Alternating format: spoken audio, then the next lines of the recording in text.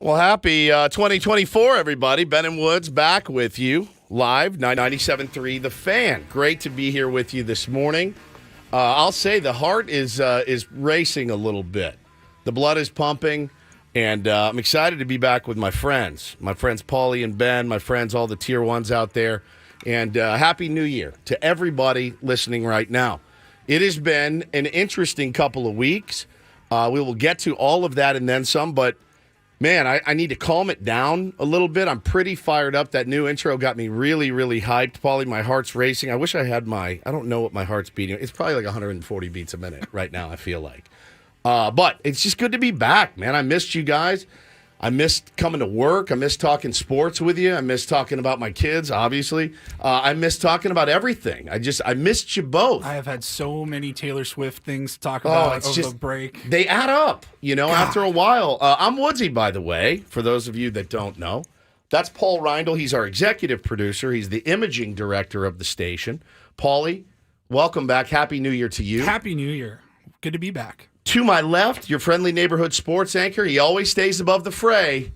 His name is Benjamin Higgins. I'm Good just morning. here for the run differential and Aztecs talk. That's it. That's really the only reason that I showed up this morning. That is it, and I know we will get to both of those today. But before anything else, you got to tell me about our new open that I just heard, because that's the first time I have actually heard it. Yeah. I know you and Paul have jumped into the lab during our break. So what did I just hear? That is Cochise by Audio Slave. That is Chris Cornell with the guys from Rage Against the Machine, little side project that I love, always have. And I was listening to it over the break, and it just popped in my head, and I texted to Paulie immediately. I go, new open. And he goes, listen to it, and he goes, yep, I'm in. I was running around. Your wife Megan texted me. She goes, I love it. Hannah goes, I love it. It's were in funny. the car We run it by driving the when he texted wives. me. We run it by the wives before we run it by Ben. Yeah, you texted me the song. We're driving. I'm like, hang on, let me see what this is. Oh, I know this song. I was like, all right, quiet on the set. I want to feel like I'm okay, 6 a.m.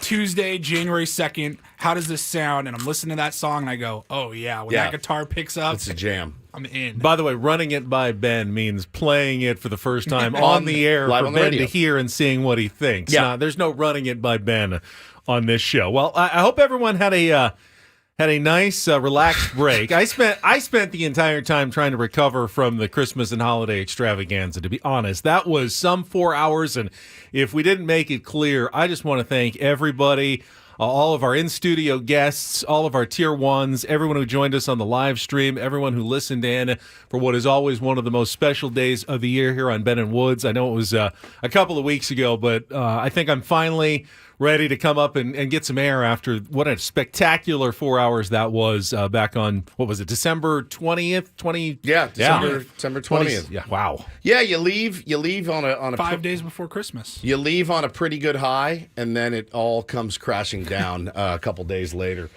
which, listen, that's the nature of this dirty, dastardly business that we are in at times. But, hey, listen, how did you guys have a good break? I mean, was yours relaxing? Did you get any relaxation done? Mine was extremely relaxing.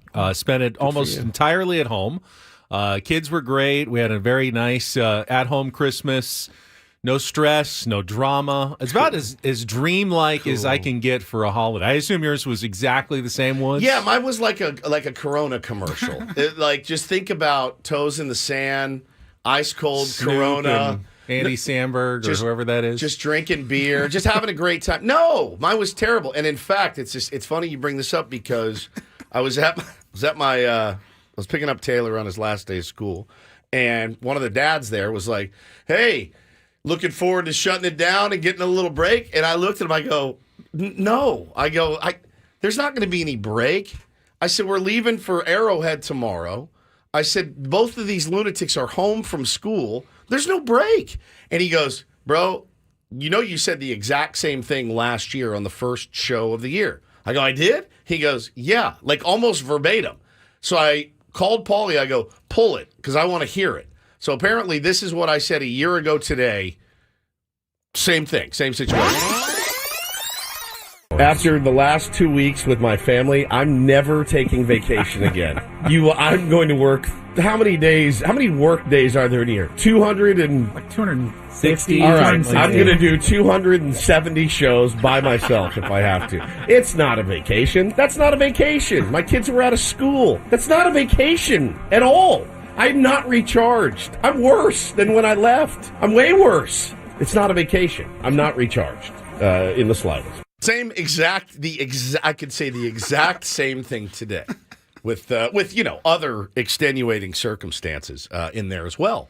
But what I will say about all of that right now is, if you've listened to this show, Kendry Morales with a home run. Vladimir Guerrero. Dang it! If you've listened to this show before, we don't typically subscribe to the long tease, right? Hey, let's get them in. Then let's make them stay for 3 hours until we can. We don't do the, wait till you hear what Paul stepped in, coming up at 9:15. It's not who we are. It's not who we've ever been. We never will be. Those are called radio mechanics. I don't believe in them. Allegedly, they work, but we're the number one show. So whatever we're doing, it's working. We'll tease what's coming up next. Sure, it's coming up next. Keep you through the commercial Of course, breaks, but what I don't do is wait till you guys hear what happened to Ben's car at 9:15. It's just not what we do. Tease something every 10 minutes. That's 3.5 hours Right. away. No. So I don't believe in them. I think it sounds hokey.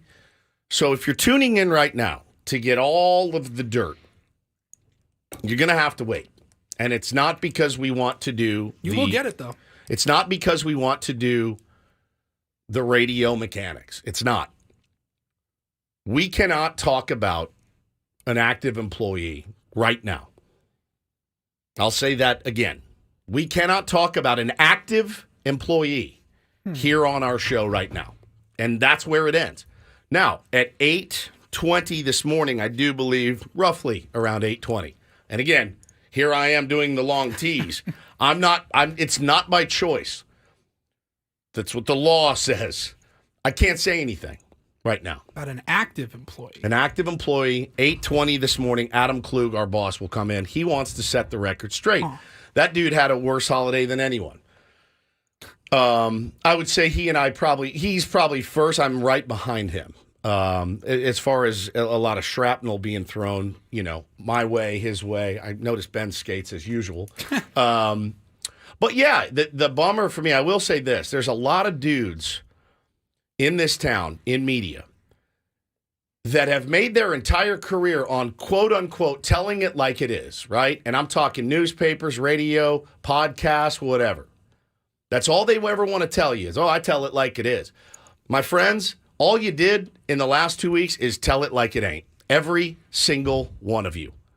Every one of you. You told it like it's not. And you thought you know, but you don't know. You don't know. And I've gone back and forth on how pissed do I want to get. And yesterday, I was as zen as could be. This morning, I'm not. So I went back through this morning and was reading some tweets, and I was like, you know what, dude? Can I just say, I had a feeling this would happen. Yeah. Because we met for breakfast yesterday. We had our breakfast, our pre-year breakfast. Annual New Year's Day breakfast, the three of us. And you did seem pretty zen about it. I was. You kind of just wanted to skate by it all entirely and just move on and get on with our show. And I go, that's interesting. That's unlike Stephen Woods. Mm-hmm. And then you came in this morning and you were fired up. I was pretty hot this morning. I was reading some tweets and stuff, and it just got me, it got me thinking again. Listen, you don't want to give, normal people don't want to give oxygen to false accusations, rumor, speculation.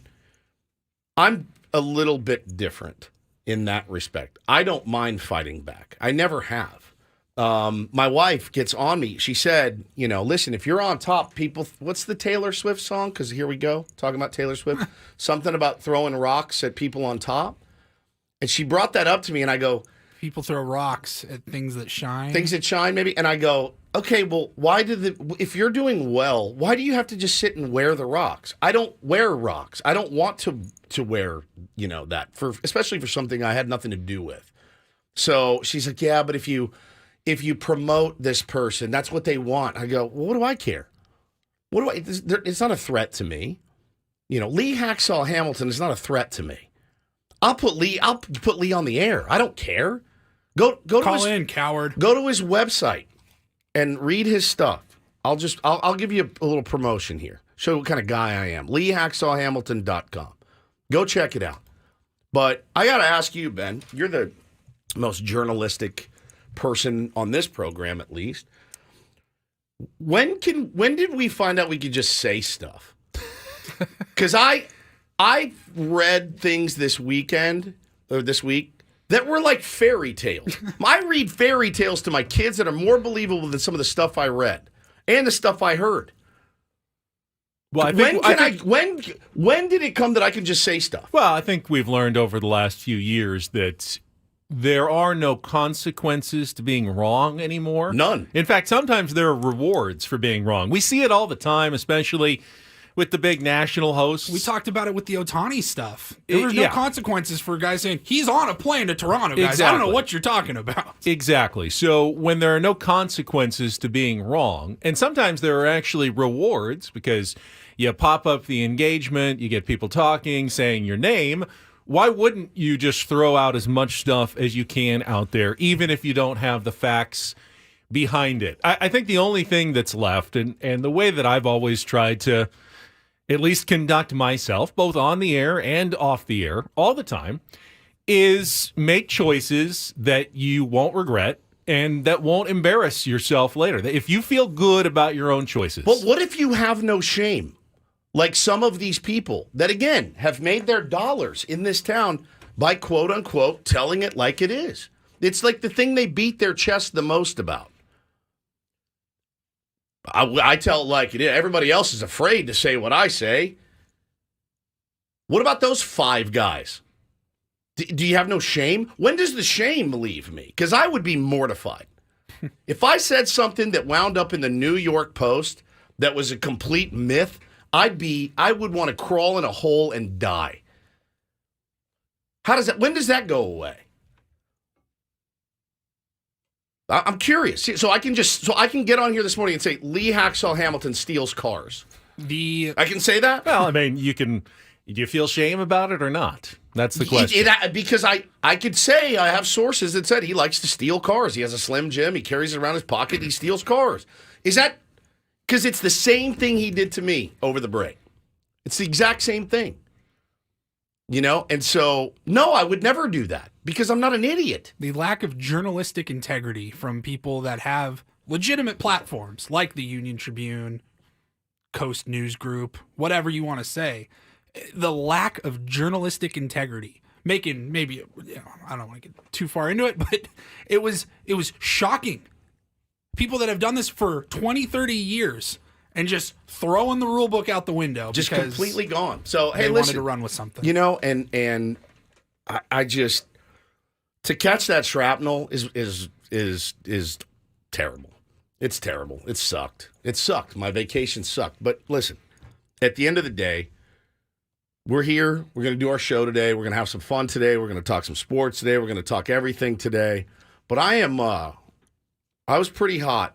I was pretty hot over the break. I'm pretty hot right now, and in a couple hours I won't be. So I don't like the brush that I was painted with. The thing that I think bothered me the most is that I thought that I had more credibility than Lee Hacksaw Hamilton, but apparently I do not. You're going to believe that guy over me? That guy that used to steal interviews as his own?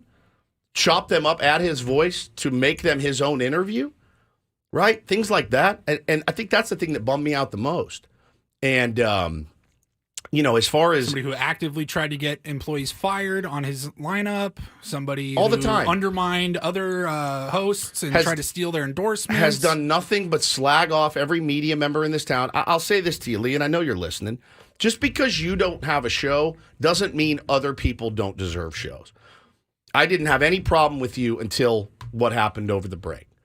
All right? So, now, like I told you in a tweet, you effed with the wrong show. Now I'm pissed, man. And I think for good reason. You don't owe me an apology. I wouldn't take it. And you wouldn't give it. Who are we kidding? You wouldn't give it. You've probably never apologized for anything in your life. Ben, you know him. You worked with him. Does anybody have a nice thing to say about that dude? I appreciate what you did and how you started, but that was decades ago. Those days are gone. Okay? They're gone. And if you listen to the great Bruce Springsteen, that all the scribes do, glory days, they'll pass you by, glory days. They will pass you by. It's not about yesterday. It's about today. And it's about moving forward. Well, I will make one promise to everybody. You just heard the best 15 minutes of radio. 16, actually. I will make one promise to everybody out there. This 4 hours will be transformative. That's all that I can say for, I think, everybody. For people who want to know the truth, for people who want to know what's the future going to look like, it will be transformative. That's all we can say. We will leave it at that. You will know more in the second half of this program coming up. All right, when we come back, Forrest Gump over here hasn't gotten to his entirety of his break story. That is really building the myth. It really is getting weird. And we've got so much to cover. We'll kind of lay out where we're heading this morning as well, hand out some menus. For Padres, for college football, for the Aztecs, over Gonzaga over the weekend. I mean, we got a ton to get to after being off for a week and a half. I was going to say, the days have run together so much. We weren't on the air when the Padres made. Were we on the air when they made their signing? No. Oh my God! It was very shortly after. The rumors had been swirling. Okay. I think it was the night before the extravaganza is when the rumors came. All right, Yahoo Sports in Japan. Let's get into all of that.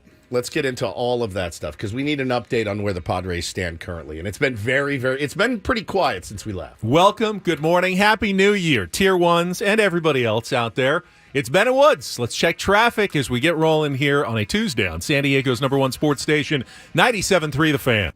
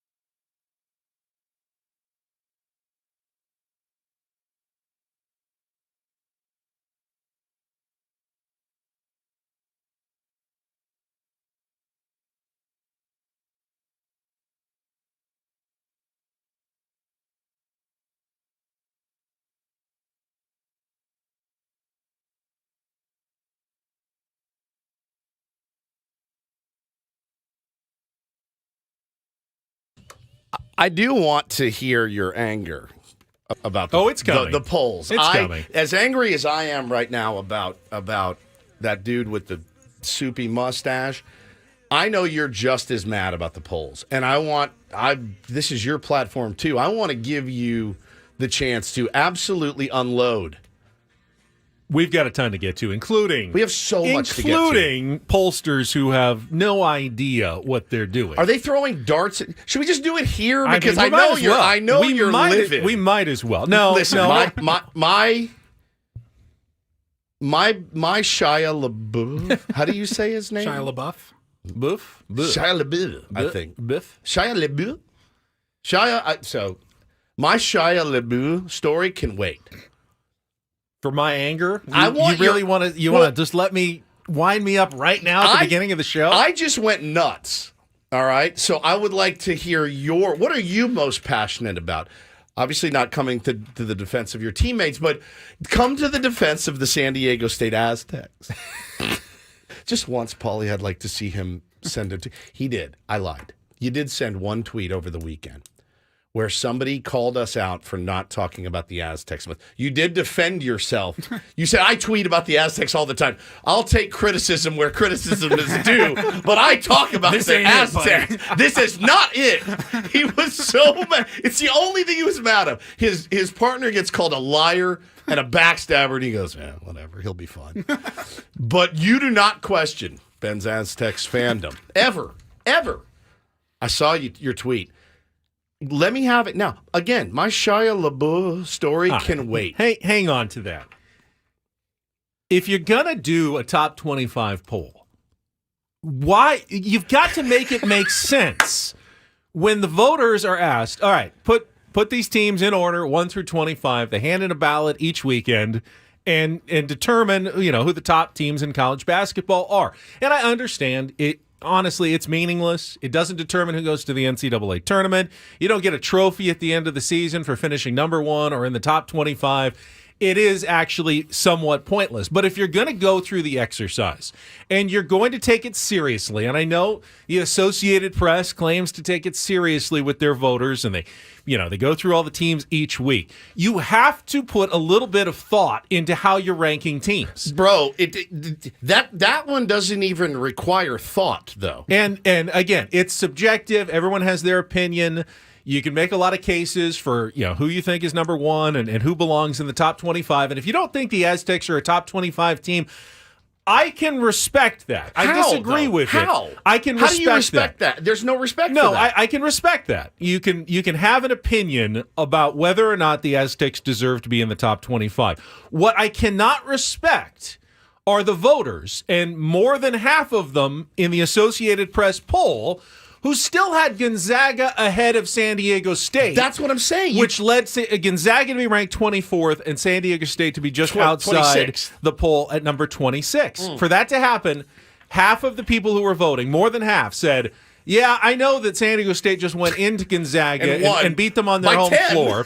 And I know Gonzaga has lost 4 times as opposed to just twice for San Diego State. And I know San Diego State's 2 losses were actually pretty quality road losses at BYU, who's currently top 25, number 2 in the net rankings, and Grand Canyon, who's, I think, number 40 in the net rankings. Scary ass place to play. Incredibly tough road gym. Free pizza to their students. I know strength of schedule favors San Diego State. I know all the metrics favor San Diego State, but in my infinite wisdom that I've been granted as a poll voter, I still think, for some reason, that Gonzaga belongs ahead of San Diego State in a ranking. That makes no sense at all. They got beat by 10 at home, where they never lose. Also, listen, we do this here in San Diego. We do it. We do a lot. Nobody respects us. Nobody respects us. They don't respect us here. I've dismissed that argument so long as kind of, it's just hyperbole. People are just saying it.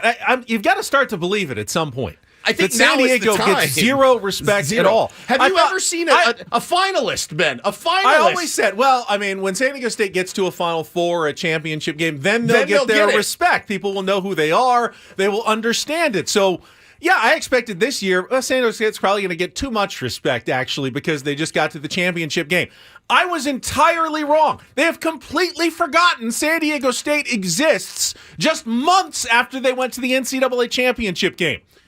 If you want to say that Gonzaga is not that good this year, kind of mid, and they are. They're not as good as they've been in other years, and that wasn't. Why are they ahead of you? And that wasn't such an impressive win. Fine, you can have them both outside the top 25. How can you say Gonzaga is still ahead of San Diego State? It makes no sense whatsoever. And if you're going to make no sense, then just don't do a poll. What if while you're this fired up? What do you think about Lee Hacksaw Hamilton? While I've got you this fired up, honestly, those are the kind of people who still vote in those AP college basketball polls. Enough said. Irrelevant people who aren't paying attention to the truth of what's really going on, and that's why I was frustrated. What a great win on Friday night for San Diego State, though. So I had got a little hairy. It was scary for a few minutes. I was working the Seals game, and my boy that works next to me, EL, has his phone on. He's a huge Aztecs guy. He's also a Dodger fan. So we're always just giving each other grief. And I took the Aztecs plus the points, plus 6 points. The laugher. It was an absolute laugher if you had 6 points. And we're watching the game, and then I go, oh, Ben. And I can't go tweet a bunch and look at tweets. The first thing I was like, I cannot wait to get out to my car to look at what Ben has to say about this. And then yesterday when the polls came out, I was like, oh, he's going to lose his mind. He's going to lose his mind. So obviously, huge win. Who in this room would you say has the greatest eye for talent on the Aztecs basketball team? It's got to be. I'm bleeping brilliant. It's got to be me. Reese Waters has been unbelievable. And I called it from the get-go. I like the cut of his jib. The guy is fantastic and had a monster game. You just like anyone who would turn their back on USC for another school. That's like 65% of it. That's 65% of it, at least. But well, good. Yeah, I'm glad I got you fired up. Yeah, again, even if Gonzaga is not as good as they usually are, to go into that building where they have lost now 13 times in the last 18 years, and now twice at San Diego State that's beaten them there. That's still a quality win. And what a 2023 for San Diego State basketball. No doubt. From the NCAA tournament run, Final Four, championship, then come back 11-2 against that schedule and cap it off with a road win at Gonzaga. 2023, I know Connecticut won the title, but wow, the year of San Diego State basketball, that was something that's going to be tough to match or pass ever again. You just have to appreciate it for what it was. Well, and all it does, in my opinion, I think, if you're a player, if you're one of those guys, all you're feeling right now is a chip on your shoulder. No question about it. And they start conference play. This is where they make their bones right now. They start conference play tomorrow, and we actually have tickets for that game later today. All right. Wonderful. Fresno State's going to be at Viejas Arena to get things started. All right, take you a deep breath. Yeah. Okay. College football was great last night. We'll get to that coming up as well. But, come on, we're the Padres station. There wasn't that much in terms of moves. There was one acquisition while we were gone. We will certainly discuss it. You got to look at where the Padres still have major holes to fill here in 2024. A.J. Preller has not gotten to work. He needs to get to work. There's no doubt about it. He cannot put a team on the field right now, essentially. He can't put a team on the field at this point. Yeah, he missed a huge opportunity over the weekend. So we will get to some Padres talk coming up next with Ben and Woods. Stick around. San Diego's #1 sports station, 97.3 The Fan.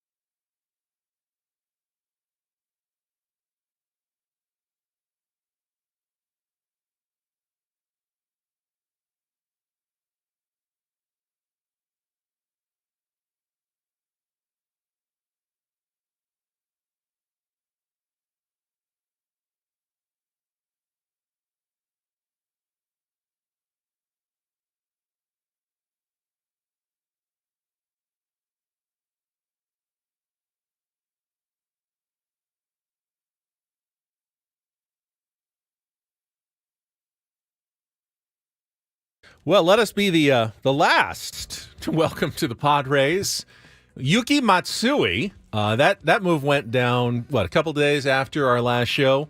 It was the only major move made by the San Diego Padres during our holiday break. Japanese left-handed reliever, closer with over 200 saves in Nippon professional baseball, who will presumably be a back end of the bullpen option for Mike Shildt next season, replacing Josh Hader, not necessarily as the closer, but certainly as a premier left-handed option. And I mean, like the move, obviously don't know that much about Matsui or how his stuff is going to translate to the big league game, Woods, but Padres needed lefties, especially in the bullpen with Hader gone. He'll join Tom Cosgrove now as the lefty options with Ray Kerr gone as well. And it was something the Padres absolutely had to do, was pick up a left-handed reliever. Seemed like a fairly good one for what they were able to pay, about $5.5 million a year for the contract. The deal was pretty solid, and I think AJ was lauded for that deal. 5 years, $28 million, opt-outs after the third and fourth years. There's an injury clause that can make the fifth year a $7 million club option in the event of a serious elbow injury. 236 saves, 501 appearances in Japan, 2.40 ERA, 32% strikeout rate. He's solid. I mean, look, Josh Hader is Josh Hader. They're going to have to do things differently this year, Ben, in a lot of ways. But was texting with a buddy over the break about the Padres. He goes, man, I was just sitting here remembering the lineup that we had last year and the bullpen that we had last year, and still lamenting, what happened to this team. They're going to have to do things different. They do have a new skipper who has a different mentality, a different approach to the game than Bob Melvin did. I think he's got a different approach to managing players than Bob Melvin did. Bob Melvin was more of a, I'm going to let these guys be pros. I think Mike Shildt could be potentially a little bit more hands-on with these guys, and he's going to have to figure out strategic ways to help win baseball games. Not that that's also Bob Melvin's job. He's going to have to do that with the Giants, obviously. But it's going to be different. He's not going to have the star power that Bob Melvin had. Could it end up being a good thing for the San Diego Padres? Maybe. It could be. Young, hungrier. Eric Grupner said that on this very program months ago. Younger, hungrier guys, that are ready to win and make a name for themselves. He's certainly not going to have the weapons, at least on paper, that Bob Melvin did, but I'm interested to see how he deploys some of these guys. Yeah, and Matsui could end up as the closer, although I would prefer, and I would think the Padres would still prefer, that Robert Suarez ends up being the ninth inning guy. And the reason I say that is you want to have more flexibility with if you're only going to have two left-handers in the bullpen, I think you want to have the flexibility to deploy them when needed, when the opposing lefties, when Freddie Freeman's coming up in the lineup and Shohei Ohtani's coming up, and you got to face those guys in an inning, you don't want to have to save your last lefty for the ninth because he's your closer. Correct. If they're coming in for the eighth, you want to be able to use Matsui if he's the guy in the eighth inning, leaving Suarez potentially as the closer in waiting to start the season next year. Well, and listen, it could be this year. This year, yeah. It could be an open competition, honestly, Ben, because Steven Wilson can have nasty stuff at times. Robert Suarez blew all three save chances he had last year. Every single one of them. Very, 27 and 2/3 innings is all he threw last season. So if he's healthy and, maybe he wins the job early in spring training, and then you kind of get settled into, all right, this is my role. But I mean, dude, nothing's guaranteed. Nothing's guaranteed, but it does. Getting that other lefty there gives him a few more options. And there are question marks, obviously. As you would say, Woods, he's a little bub. Yeah, he's a little bub. He's like 5'8" or something. And there's been successful closers who have not been Billy Wagner, of immense stature out on the mound. But how will that translate? How will he adjust to the batters, the ball, the different rules of Major League Baseball?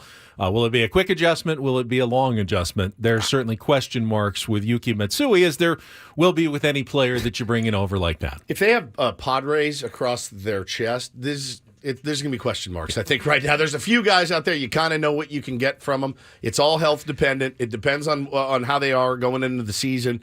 But listen, I was excited about the move. I remain excited about the move. I'm excited to see his stuff. Can't wait to watch him throw a pen. Splitty is supposed to be absolutely nasty. And if you have a guy that can throw a good splitter, I was listening to Rates and Barrels over the weekend with Eno Saris's podcast, and they were talking about some of the nastiest splitters in Major League Baseball right now. I fully expect that name to be on next year's Rates and Barrels when they're talking about the nastiest splitters in baseball, Yuki Matsui. So I'm excited about it, man. And again, it didn't feel like an overpay. Of course, you got the opt-outs and some of the weird clauses and stuff, but it didn't feel like a massive... Five and a half. It didn't feel like a huge overpay for this guy, which you're seeing right now, the market... You guys, I tweeted over the break, and I hope that you understand my perspective here, you, the audience, as well. Can I be in favor of baseball players getting every nickel they can from a team? Get your bag, get it often. But can I also think that some of these deals are bananas? Like Lucas Giolito, $19.25 million a year? In my head, after the year he had last year, I go, he should make like $2.5 million. I was $17 million off. Frankie Montas, $16 million on a one-year deal with the Cincinnati Reds. It's now again. You're talking about two guys that have done it and done it well at that level. It's just been a while. Montas has been hurt. When he's healthy, he's absolutely nasty. But that's such a huge risk to take. But this is what a prove-it deal looks like now. We talked about deal. Padres are going to need to sign some guys on prove-it deals. Well, it turns out... Here's the question. Prove-it deals are incredibly expensive in 2024. Does the prove-it deal exist anymore in baseball? I just don't know that it does. Because if Giolito commands that much and if Montas commands that much right now, it makes you as the Padre fan that looks at your rotation, looks at your lineup, looks at your bullpen, you go, oh my God, we're never filling these holes. I mean, we are never knowing what the budget is. You're like, I was thinking the same thing. I'm like, how are we going to do this? Where are we getting 7 guys from? How are they like logistically going to do this and make it look like a major league roster? It's not our problem to figure out. That's AJ's problem and Eric Katsenda and these other guys, but that's the job. The GM is going to have to do his best GMing yet. And it's really, you don't want to go into the season with like 6 wings and a prayer. You know what I mean? You want guys that you're like, no, these guys can play, and we're going to let the chips fall where they may. But right now, can you afford it? On that note, the Padres were number 2 in baseball in something in 2023, not just attendance. We'll let you know right after a check of traffic here on 97.3 The Fan. From the 97.3 The Fan Traffic Center, here's Kelly Danick. Got a big rig fire westbound 905 at Britannia. Not showing if lanes are blocked. Just watch out for a little confusion there. And an accident involving several vehicles on northbound 15 just before the 805. It's mostly over the right shoulder. I'm Kelly Danick with Ben & Woods, San Diego's #1 sports station, 97.3 The Fan. The Associated Press had the final luxury tax bills for Major League Baseball teams during our break. Came out about a week ago.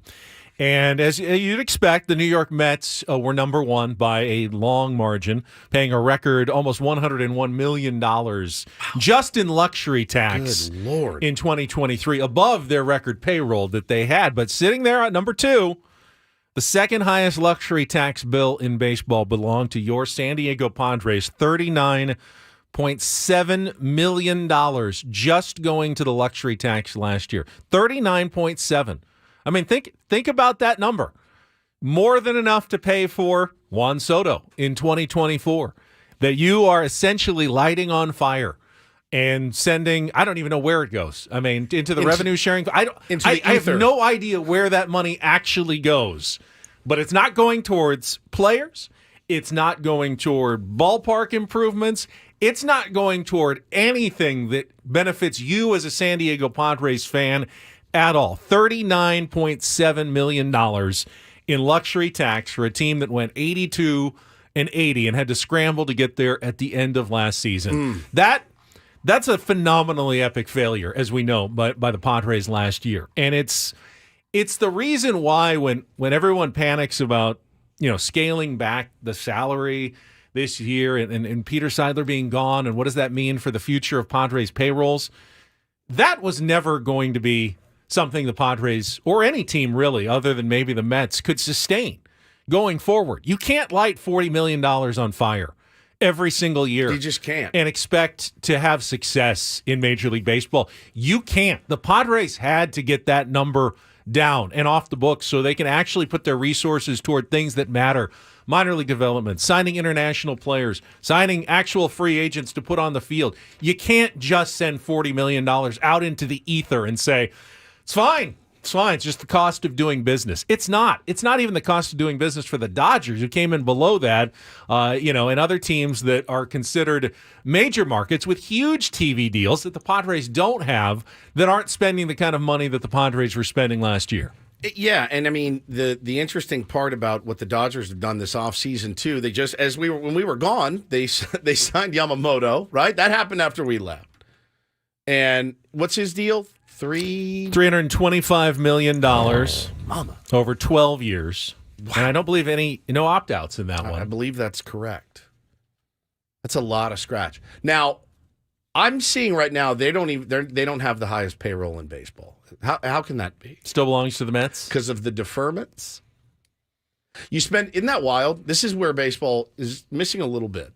You spend $1 billion so far in the offseason and you don't have the highest payroll. It's wild. It's wild. Those deferments have helped set them up for a while.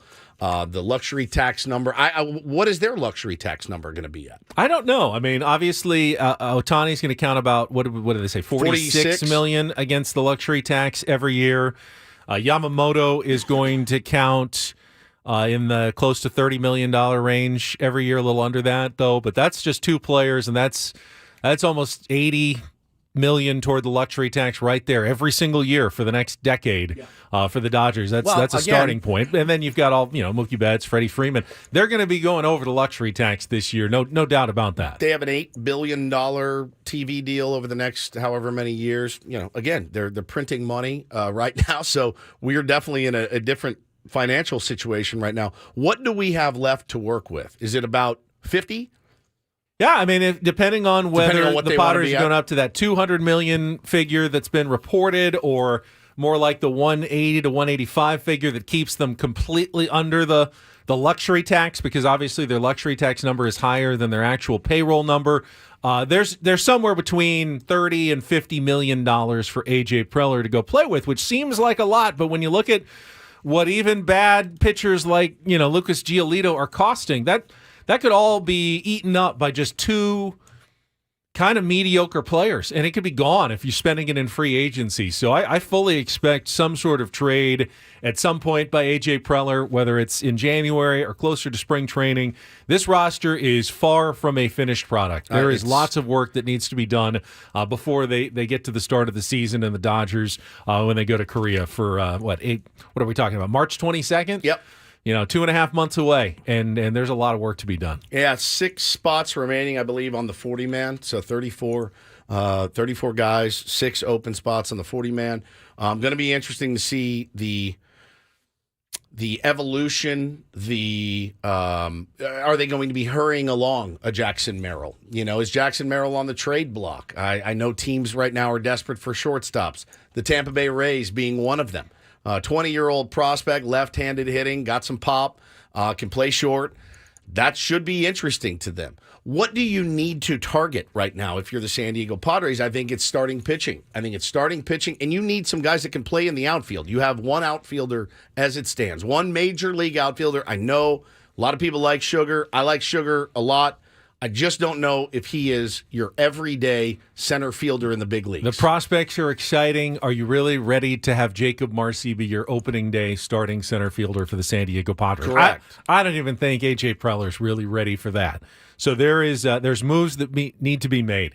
By the way, the Dodgers aren't the only team the Padres have to worry about. Yes, they're the closest one and the one in the division, but the Atlanta Braves acquire Chris Sale over the weekend from the Boston Red Sox to try to beef that team up and see if they can make a run. I mean, they were really the best team in the National League last year during the regular season. Bro, and they're trying to get better as well. I mean, and again, they went for that move, trading Vaughn Grissom, who was one of their top 3 prospects for a couple of years now.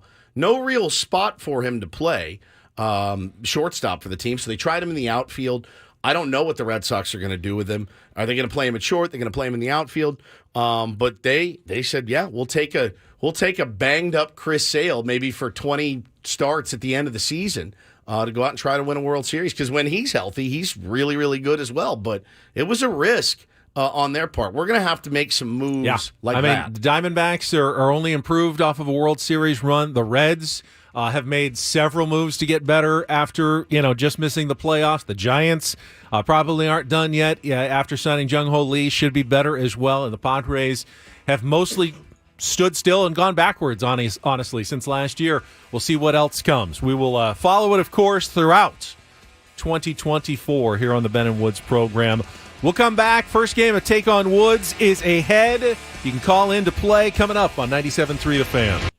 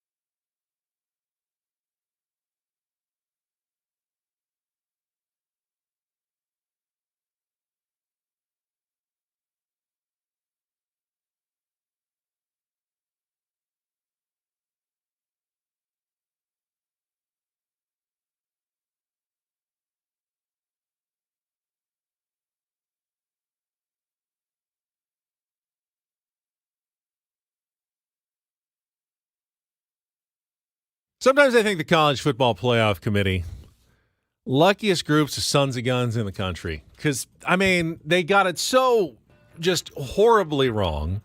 Yet, in the end, they're going to have the only two undefeated teams remaining in the game playing for their national title coming up on Monday when Michigan takes on Washington in Houston in the College Football Playoff Championship game. It's the result that we probably all are happy to see. Unless you're an Alabama fan or a Texas fan, and you're certainly disappointed today.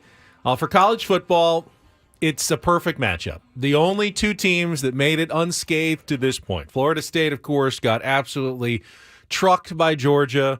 Liberty lost to Oregon. That's it. Everyone has a loss in college football, except for the two teams that are left, Washington and Michigan, who will play for the title. And some might call that a perfect system when you end up with those two teams playing for your championship. It's not. It never was. It was absolutely ill-conceived four-team playoff system for many years. They pretty much got away with it, and now they're going to go to a much better 12-team playoff next year. But this last championship game will be the two undefeateds playing for the national title. And if you're a fan, you can't really ask for much more than that. Yeah, you tweeted yesterday, I hope these games are better than what we've been treated to during bowl season so far. And yeah, I mean, that doesn't bowl season, unless your team's playing in a bowl game. Like the Irish played in the El Paso, Sun Bowl. And they absolutely rolled, and I was like, great, you won the Sun Bowl, you got 10 wins, tip your hats, good season. Now, I think everything's going to change next year when you legitimately have a shot, Ben. You know, you're gonna have a shot. A 12-team playoff is fantastic. That's going to be incredible theater, incredible drama. Florida State wouldn't have had 35 guys opt out, you know. I did not enjoy the think pieces and the victory laps that many took about Florida State getting blown out. I'm no Florida State fan by any long stretch, but they absolutely deserved to be in there. You have the right to get in and get your ass kicked. You know, you do. You absolutely have the right to get in and get your ass handed to you. And they probably would have. I don't know. If I'm a Georgia fan, I'm probably more mad than anyone because the way Georgia looked, it looks like they could beat any of these teams remaining. So, again, I was texting with Adam last night. I said, bro, if you had just beaten Alabama, you would have won today's game by 60 points. Like, you guys would have dominated. But that's how it falls sometimes. And those games last night, electric. Yeah, I mean, both of them were finally phenomenal. got a couple of great games. They certainly weren't perfect. No. They had their issues. Which makes them great. Michigan's special teams, Alabama's unable to get a snap back to the quarterback in key situations. That play call on fourth down, I mean, it's just... Washington's clock management at the end of the game that gave Texas an unbelievable chance to steal that one, and I thought that was... could have been one of the biggest controversies of all time in college football. If you know what I'm talking about, last night's Sugar Bowl, Washington pretty much had it locked up. They had a 9-point lead, couple minutes to go. Texas went down, kicked the field goal, but they didn't get the onside kick, and they only had 2 timeouts left, so it looked like Washington was going to be able to run out the clock. Instead of taking a knee, they handed off, and on the third down handoff, their running back got hurt on the play, Dylan Johnson. And because he got hurt, it stopped the clock.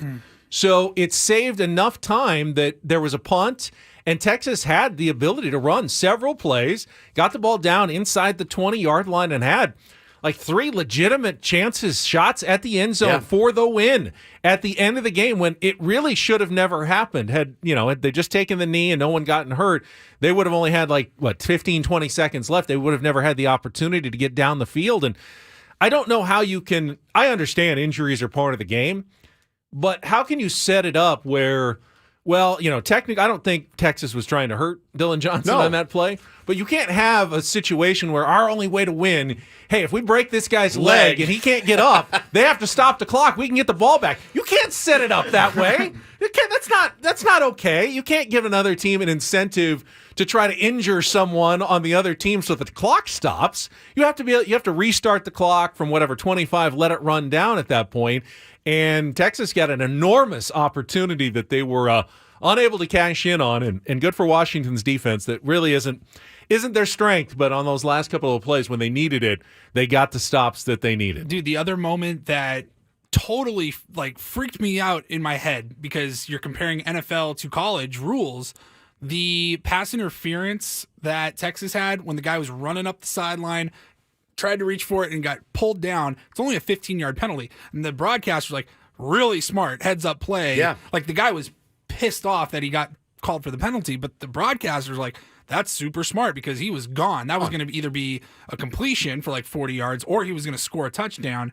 And I go, I don't like that you can just completely bring the guy down, blatant pass interference, and it's only a 15-yard penalty. And I don't like in the NFL that you can throw a jump ball up 60 yards and the guy had very little chance of catching it, but because the defender connected, half a second too early, he gets a 60-yard completion out of that. Is there a happy medium? I do think there is. By the way, if you want to call in, our first game of Take on Woods is coming up in about 3 minutes. 833-288-0973. Musical trivia. Challenge Woods. Challenge the expert for a chance to win a trip to Las Vegas. 833-288-0973. I've always said, and I know that this would be just another opportunity for the over-criticized referees to make more mistakes, but there should be a judgment element to pass interference. If it's kind of an incidental early contact, NFL, 15-yard penalty. If it's a blatant, hey, pull the guy down because he's about to go for a touchdown, spot foul. That should be a 40, 50-yard penalty. But I think we can usually fairly confidently tell the difference between one of those, he got there a half second too early, and that's a 15-yard penalty, versus a blatant, he was beat, he grabbed the guy and took him down to avoid giving up a touchdown sort of play. And I'd be in favor of looking at a rule change like that in the future on both ends, both college football and professional football. I got to tell you, too, man, I as much as it pains me to tip my hat to the Michigan Wolverines, I thought they were dead and buried in that game, Ben, from the first throw. I thought it was an interception from the first throw, and you guys are toast, and they score, and then Michigan answers right back. And, I mean, for a team that doesn't particularly throw the football that well against that defense, to be able to win that game, my hat's off to you. You didn't play anybody this season. You didn't. And this was your biggest game, and you found a way to win that game. My hat's off to you. I thought they played their absolute guts out yesterday, as much as it pains me to say it. And Michael Penix was unbelievable. I mean, he was unbelievable. Dropping dimes, throwing them in, to pinheads. I mean, he was putting the ball where he wanted it last night. And, yeah, sometimes you can't – sometimes these offensive coordinators get so, kooky, and they try these plays that it's just bro, stick to what's working for you guys. And they just get out of their minds sometimes. And he won, I think, in spite of some of the atrocious play calls that they made. I thought Michael Penix Jr. should have been the Heisman Trophy winner. No offense to Jaden Daniels, but I think so too. I thought his numbers were a little artificially inflated. I think 12 of his touchdowns came against FCS. They're the cupcake games that really inflated those overall numbers, made him look like he was so much better than every quarterback. I think Penix, though, did it in the biggest situations, led his team to the undefeated season, and if you had to do it over again and voters had another chance, especially given the context of what they saw in that semifinal playoff game in the Sugar Bowl, I think Michael Penix was actually your Heisman Trophy winner this year. We were talking about it in the 6 a.m. hour with the Aztecs basketball team. Just kind of at this point, you're going to have a permanent chip on your shoulder the rest of the way. And I feel like Washington has been that team in college football. No question. They have been disrespected. I mean, they're winning me a lot of money because these point spreads. We talked about the Pac-12 championship last month. They were 9-point underdogs against a team that they beat twice in the regular season and were playing in a neutral site in a dome with no weather. And I'm like, what am I missing here? And then they were 4-point dogs to Texas yesterday, and minus some mistakes towards the end there, they were the better team the entire game. I'll be pulling for Washington on Monday. I will. I'm a little tired of Jim Harbaugh's shtick, and is he going to the NFL next year? He certainly made it sound like it after the game with his answer to the question. Well, what am I looking forward to? A happy flight back to Ann Arbor. That's the old dodge duck because you don't want to lie, but it sounds like he's going to be done after next Monday and likely headed to the NFL. I think with them too. And listen, I mean, what they did to get people suspended, I mean, it has been kind of swept under the rug. I know he served his suspensions and all that, but the Astros won their World Series that year, didn't they? They won their World Series in their year. They got to keep that.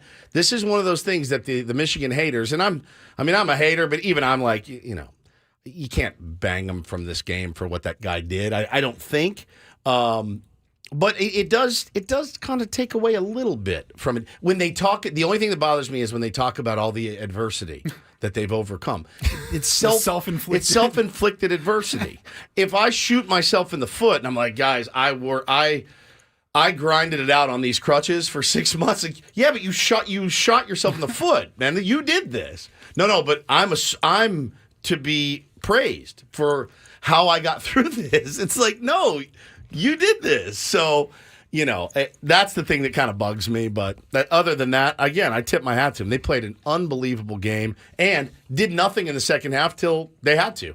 And they did it. The third quarter of that Sugar Bowl last night where Texas ran 5 plays. Yeah. It was surgical the way that they were able to run the ball, keep the ball inbounds, keep the clock running. Both games, phenomenal. As Ben started off the segment, as bad as the college football playoff committee was, they got really lucky because those were 2 extremely entertaining games. And by the way, Alabama, I thought could have dominated the way Washington did in the third quarter, but they had their own self-inflicted ones. Fumble, bad snaps. They were actually moving the ball. They looked like they were going to take control of that game. And felt like the better team throughout the most of the game. Yeah, I mean, you can say what you want about a Nick Saban coach team, but they were sloppy.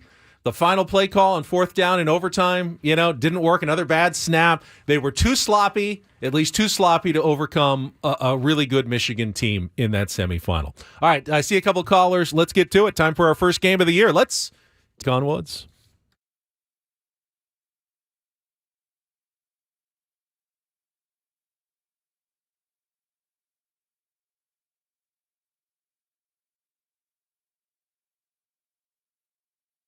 All right, welcome to Take on Woods here in 2024, and it is brought to you by Valvoline Instant Oil Change. It only takes 15 minutes. You don't have to get out of your car. For directions and discounts, go to SoCalOilChange.com. That's SoCalOilChange.com. All right, who are we going with? We are going to go with Brenda. All right, Brenda, are you there? I am here. Thank you very much, gentlemen. All right. You are up today on Take on Woods. 5 musical trivia questions against Woodsy, who has left the studio. He doesn't get to hear this part of the game. Your choices category are the mystery category. Let's do the 60s and 70s. Those are songs from those decades that include the word let's. And the grand old game. Those are 5 songs that include lyrics about baseball. So those 3, mystery category. Let's do the 60s and 70s or the grand old game. Brenda, what would you like to play? Let's do let's. Let's do the 60s and 70s. All right, we did the 80s and 90s before our break. Today I have 5 songs from either the 1960s or 1970s whose titles all begin with the word let's, L-E-T''S. You'll have 60 seconds. If you don't know an answer, say pass. We'll come back to it. First question, our 2-second song. Paulie is going to play a short clip. You need to tell me the title of the song and the artist to score that point. Brenda, are you ready to play?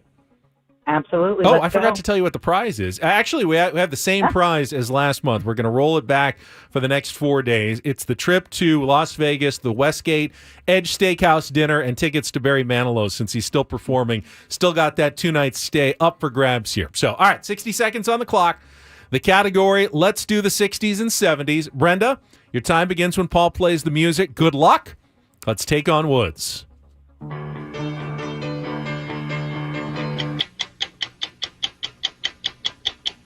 Pass. The direct lyrics of which signature 1973 song helped establish Marvin Gaye as a sex symbol? Let's get it on. Correct. She says, I like the nightlife, baby, in which 1979 hit for the Cars? I'm sorry, I didn't hear that. She says, I like the nightlife, baby, in which 1979 hit for the Cars? Pass. Al Green sings Whether Times Are Good, Bad, Happy, or Sad, in which 1972 hit? Let's Stay Together. Correct. Chubby Checker recorded English, German, and Italian versions of which 1961 song? Oh, my goodness. Pass. Let's go back to the 2-second song.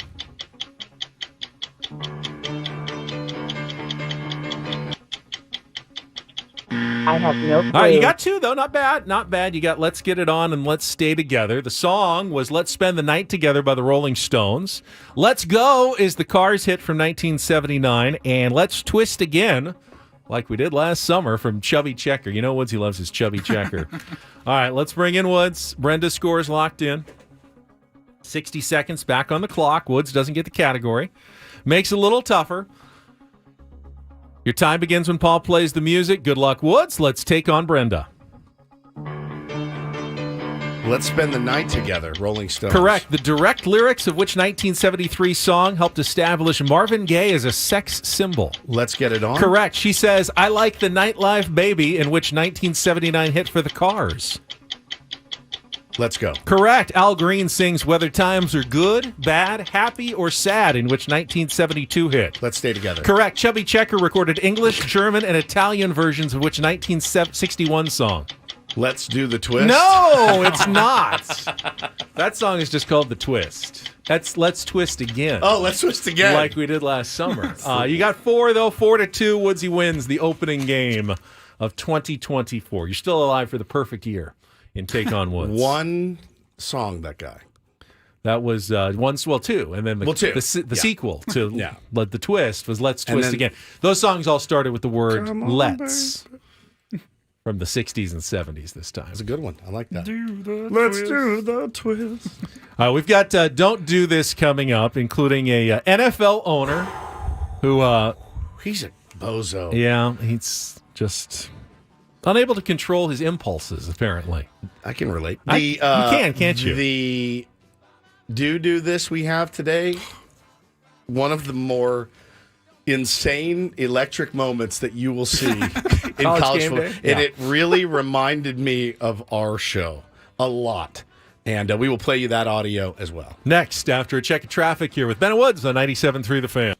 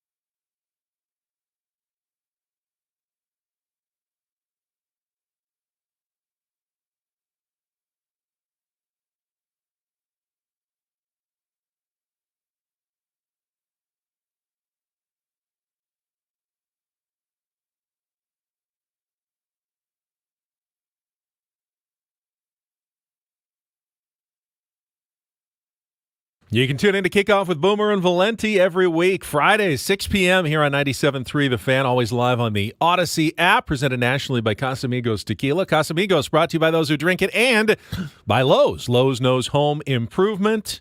Let's have our first episode of Don't Do This of 2024, starring Stephen Woods. Well, this one, listen, let this be a lesson to you out there when you're scrolling the internet, Ben. Sometimes the targeted ads can get you. We talk about how it feels like somebody's listening at all times. And even if they're not listening, they're certainly watching. And they use cookies is what they call. So if you're looking up a golf swing. I always get asked if I want to accept cookies or not. And I used to always accept cookies, but then I started sdfatloss.com. And you stopped. Now I say no to the cookies for the most part. Yeah, and listen, when you're searching online, Ben, for golf gloves, golf spikes, whatever, it's going to aggregate into your feed. When you go to, ESPN, you're going to type, you may see an ad for the new Callaway golf glove. And you go, oh, yeah, I could use one, right? Well, Jason Whitlock yesterday tweeted this out, and it was a bit of a cell phone, I thought, maybe. He tweeted, I'm looking at NFL standings on ESPN.com. This is the ad running above the standings. How is this possible? Appropriate. The ad was funny, happy birthday messages and cards for husbands. And the card said, I can say it, right? Say that. I don't know. You can't say that. Deep inside of me is a great way to spend your birthday. And he got dragged, and I tweeted, I said, that's weird. I get scripture in mine, so I guess we're both I want you to go right now, ESPN.com, NFL standings, and tell me what the ad on the top of your page says. ESPN. Go to ESPN.com, NFL, okay. and then drop down to standings. Mine is for flooring that you can install yourself at your own home. Okay, mine is for... I got nothing. Yeah, nothing. No ad at the top? I have no ad at the top. You must have declined the cookies. Oh, yeah, maybe you declined cookies. Did I? I don't think I did. Paul, you got one? Mine says LeeHacksawHamilton.com. I'm kidding. Oh, I have Home Depot. No. Mine says wedding reception venues. How doers? Mr. Fix I did just go to a wedding in the last couple of weeks. How doers get more done. You were trying to do more home improvement stuff yourself last year. No, I mean, I did one thing. What did you fix last year? My car, the middle console. That's right. Yeah, and I did a light bulb or two in the house.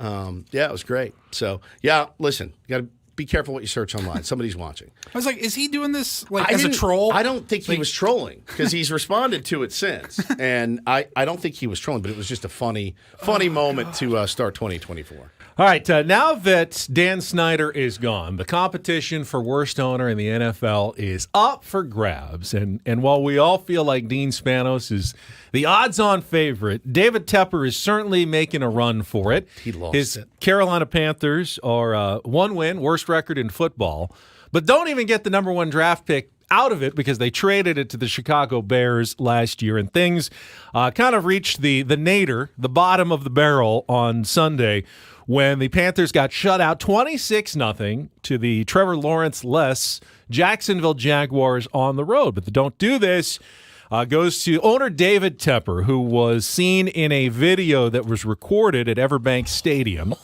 in one of the luxury boxes, kind of the visiting owner's luxury box. And you could see him standing next to their GM, Scott Fitterer. And it's the end of the game, and you see him kind of grab whatever was left in like a plastic cup of a drink, and he tosses the contents out onto a Jacksonville Jaguars fan who's sitting... A bunch of them. Yeah, where they're sitting right below that luxury box. Now, dude. Obviously, the Jags fans had been kind of turning around and saying some things. And we don't know what was said and what wasn't said. But when you're the owner of an NFL team, can we be all in agreement on this? You got to rise above in that situation. I think so. Yeah. I mean, if it's really you're getting you're taking abuse to the point where it's inappropriate and you feel like something needs to be done, then you contact stadium security and you let them handle it. But you don't take matters into your own hands and toss a drink onto opposing fans just in front of your luxury box. It's a bad look. It happened to be caught this time, though, on social media and was went viral, was spread around. The NFL has already said we've seen the video, no comment of yet, but I would imagine at the very least a significant fine will be coming David Tepper's way. And he rising near the top of the worst owner in NFL football rankings. Yeah, and somebody did bring up the point of a pretty serious double standard for owners and players. If a player does that, I mean, you're done, right? No brainer. Like you're suspended. Kind of hard to suspend an owner from his own team, but we'll see what the NFL does. And now for the first do this. This may be tough to top for the rest of the year. DD mega doo-doo. College game day.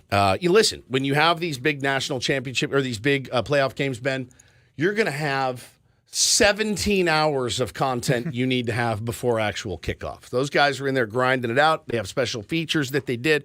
Reese Davis, consummate pro's pro, goes in there, and he's telling a story, Ben, about Jalen Milroe's clothing line, Lank. L-A-N-K. Quarterback for Alabama. Check this out.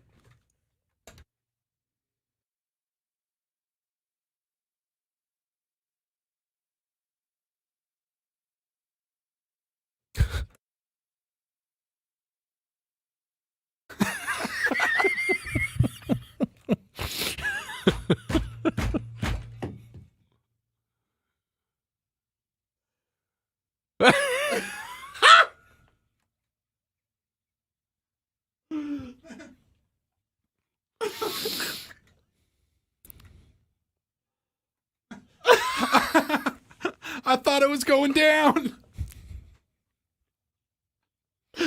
They're dying.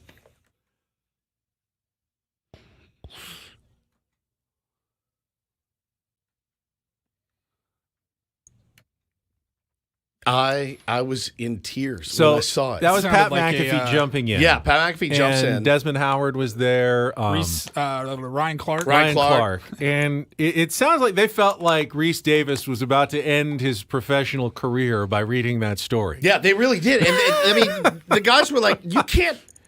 Is he going to? He's going to. You can't do this.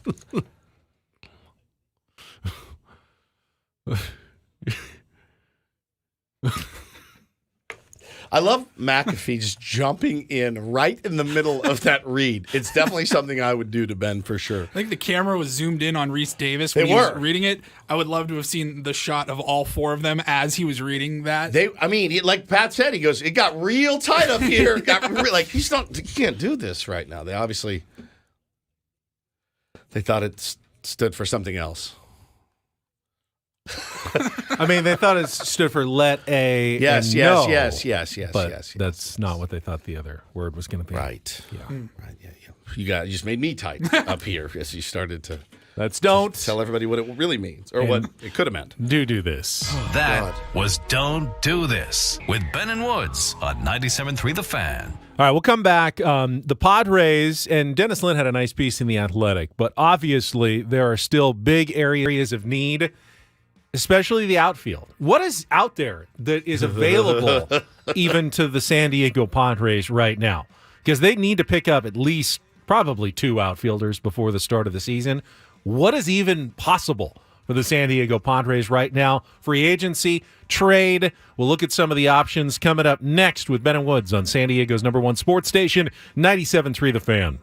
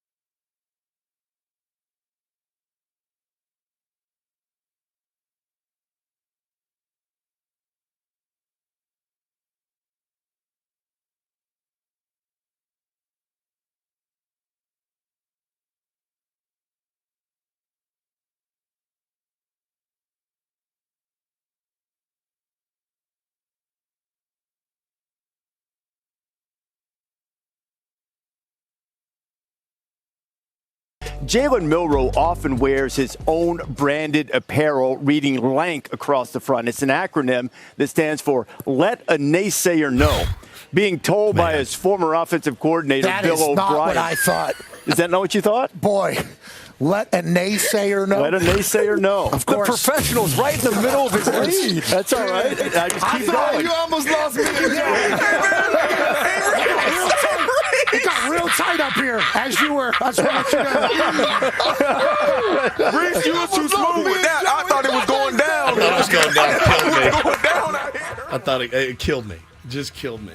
And, of course, the internet took that and ran with it like you wouldn't believe. That was for our YouTube streamers who didn't hear that audio during Do This a second ago. But I loved that moment. And it's one of the things when I think we're at our best, honestly, is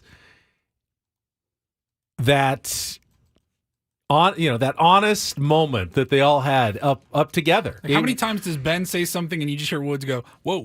It's such a college game day. It's such a polished show. I mean, with the producers they have and the segments that they have set up, and it's a well-oiled machine. And we got 1 minute and 17 seconds to discuss this topic. It'll be 1 minute and 17 seconds. They're like clockwork on that show. We got 7 minutes for the picks right here. This is where we do it. It's all set up. To see, though, that organic moment where the show kind of comes off the rails for a second or two. It's the best. It's great. It's great. It's what I love about this show, that when it comes off the rails, it comes off the rails sometimes. I love it. And they were all honest in their reactions and their emotions, and no one said anything incorrect, but we all know what Pat McAfee was referring to, and they were all feeling it right there, like, what is he about to do? And it was pretty fun moment there. Brilliant TV. All right, the Padres have a big problem. It's the outfield right now. If you had to go into this season with the pitchers that you have, I think you're a little light, but you could put a team on the field. Sure. You wouldn't have that much depth, but you could put 5 starters out there. You'd have a bullpen. You have an infield. You have catchers. You don't have an outfield right now. Let's talk about that right after this check of traffic on 97.3 The Fan. From the 97.3 The Fan Traffic Center, here's Kelly Danick. Traffic is sponsored by Viejas Casino and Resort. We still have this big rig fire westbound 905 at Britannia. That right lane is blocked, so give us a little extra time. Fortunately, no other problems on our freeways at this time. Viejas Casino and Resort is home to the best players and My Viejas. Start earning points towards incredible rewards like free gifts, concert tickets, hotel stays, dining discounts, and more. It's time to ditch the other guys and join the best. My Viejas Players Club, Viejas Casino and Resort. And Kelly Danick with Ben and Woods, San Diego's #1 sports station, 97.3 The Fan. Let me quickly list for you the outfielders currently on the Padres' 40-man roster. So that's not just the 26 guys in the big leagues. That's your entire stable, of depth behind them, usually in high AAA or AA baseball. So obviously Fernando Tatis Jr., platinum glove winning right fielder. He's entrenched out there. You've got him coming back. Jose Azocar, good, 4th, 5th piece, defensive replacement, utility guy. 0.1 WAR. Sugar. Last year. Yeah. You've got him. That's it. That's the entirety of the Padres outfield currently on the 40-man roster. Well, and if you wanted to explore the free agent market, Ben, you certainly could do that because Jock Peterson is available. He's going to make, they're calling market value at least $16 million a year. You don't think Jock Peterson's going to make more than Frankie Montas? And now the longer he waits, maybe the more he makes. But that's just what this website has is his market value. Now, guys are signing well above market value right now. So, yeah, he could make Cody Bellinger would be ideal. Left-handed, Padres need it badly. Don't think that they can afford Cody Bellinger. I don't think so either. He'd take pretty much everything you've got left in your budget to sign one last guy, and they've got more needs than one last guy. So haven't heard any rumors that the Padres have been in on Cody Bellinger. They were certainly in on Jung-Hoo Lee. They didn't get him. He went to the Giants. It leaves them with a massive problem right now going into 2024. Well, and again, if it's left-handers that you seek, and I believe that it probably should be right now because they are such a right-handed heavy lineup, Jock Peterson, Cody Bellinger, Michael Brantley is still available out there, Ben. Jesse Winker is left-handed. David Peralta's left-handed. These are guys without homes right now. Austin Meadows, left-handed. Jurickson Profar is a switch hitter. I certainly still see a potential reunion with the Padres coming up. As do I. Raimel Tapia is a left-hander. I mean, he actually went to Tampa Bay. Excuse me. No, he's still a free agent. So there's not a lot out there if you're looking the free agent route, and it's very, very pricey. So Dennis Lin, in his latest piece in the Athletic, is where I was going. Final. Yeah. His latest piece. Is that our first flub of 2024? His latest piece. I broke my back. In the Athletic. It's talking about outfielders. And as you mentioned, so he's got a couple of guys, that could fill the roles from the minor leagues. Jackson Merrill being one of them, played some games out in left field. The quote I heard is that he didn't embarrass himself in left field. So Jackson Merrill, if he's got the bat, Ben, that plays at the major league level, sure, you find a way to get him in the lineup. Left field could be a great fit for him. Doesn't have any big league at bats. He's 20 years old.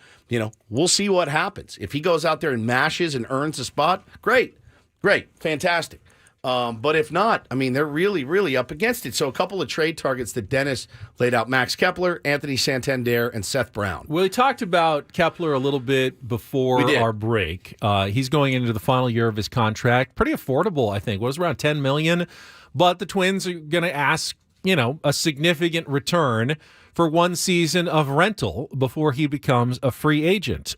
Similarly, Anthony Santander is a name that I hadn't really thought about. He is going into his last year of arbitration eligibility, and he's coming off better season than I realized. Had nearly an 800 OPS, 3 WAR, hit 28 home runs for the Baltimore Orioles, but that's an organization as well that if they're not willing to give him a long-term free agent, extension, they may want to cash in with some sort of prospect capital. Now, he is expected to make around $14 million in his last year of arbitration, so certainly not cheap, but at the going rates of what we're seeing, both Kepler and Santander would be affordable one-year rentals. The question now is, what's the price tag on a one-year rental for an outfielder? A left-handed switch hitter. But what's the price tag on a left-handed outfielder? And Kepler, can he stay healthy? Always the question mark with him. These are rentals right now. They're plugging holes, I think.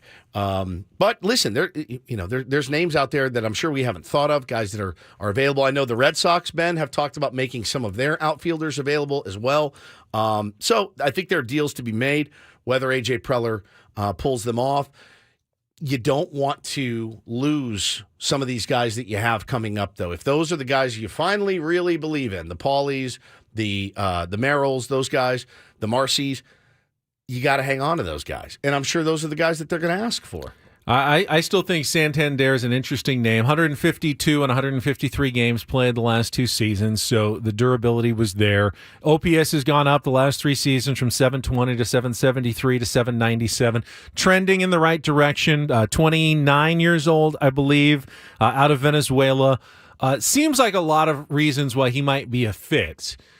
Again, I think the question is the price tag, and I saw, on my Twitter feed, who was it that just sent this tweet? Kevin said, "I sure hope we don't trade away our prospects again. That was the flaw from the last 2 years, and it didn't get us anywhere."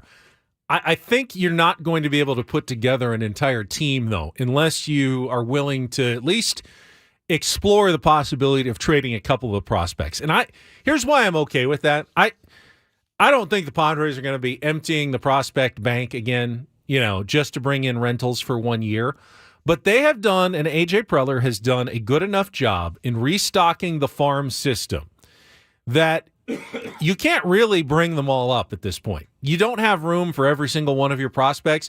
You have to identify the ones that you feel the best about, that are going to contribute for your team, be ready to promote them aggressively, and the ones that you may find more expendable or redundant at positions that you feel like you're covered, you have to be willing to trade. And either Jackson Merrill, this is kind of a make or break season. He either has to be ready to move to the outfield and participate as a member of the San Diego Padres, or they need to trade him for something. Well, he's only 20 though. Yeah, but they can't. You just want to let him sit for another entire year in the minor leagues. Develop for another year. Again, if he's ready, he's ready. I don't know enough about him from everything that we've heard. The mental makeup's good.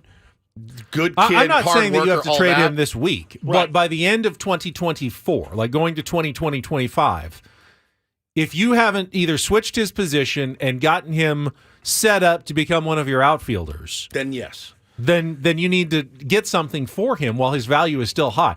Minor leaguers' values don't just keep going up and up and up. I know. At some point, you're going to want to see it in the big leagues. Then you're Vaughn Grissom, and you get traded for a broken down Chris Sale. Exactly. You know? And Alex in the chat makes an interesting point, and typically I'm going to have to walk back comments that I made probably 3 or 4 years ago.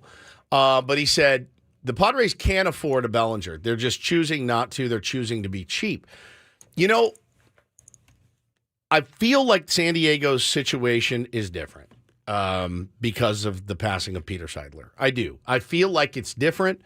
I feel like there are other teams that are, in fact, choosing to not spend money right now. Maybe they're just seeing what the market dictates, but at some point, somebody's going to step up for a Bellinger. Somebody's going to step up for a Peterson. Somebody's going to step up for some of these guys, and then they're going to be left with the bottom of the barrel. Can the Padres afford Cody Bellinger? A year ago, I would have said, done. Go get him. 2 years ago, absolutely. Go get him. I don't know, Alex, and everybody else out there, I don't know what their books say. I don't know what their situation is. All I do know, they don't have a TV deal, so there's not that revenue coming in yet, as you know, as we sit here today. They're in a different position. You can't spend another $40 million in luxury tax. No, we went through this last hour. You can't do it. You can't burn money that's not going at least towards something that you're getting value out of. You've got to get, whether it's international signings, whether it's free agent signings, whether it's extending your own players even. You need that money. You need that $40 million that you just burned last year. You can't continue doing that every single year, not just if you're the San Diego Padres. If you're really any team not named the Mets, the Dodgers, or the Yankees, you can't afford large luxury tax bills every year. That's not a Padres problem.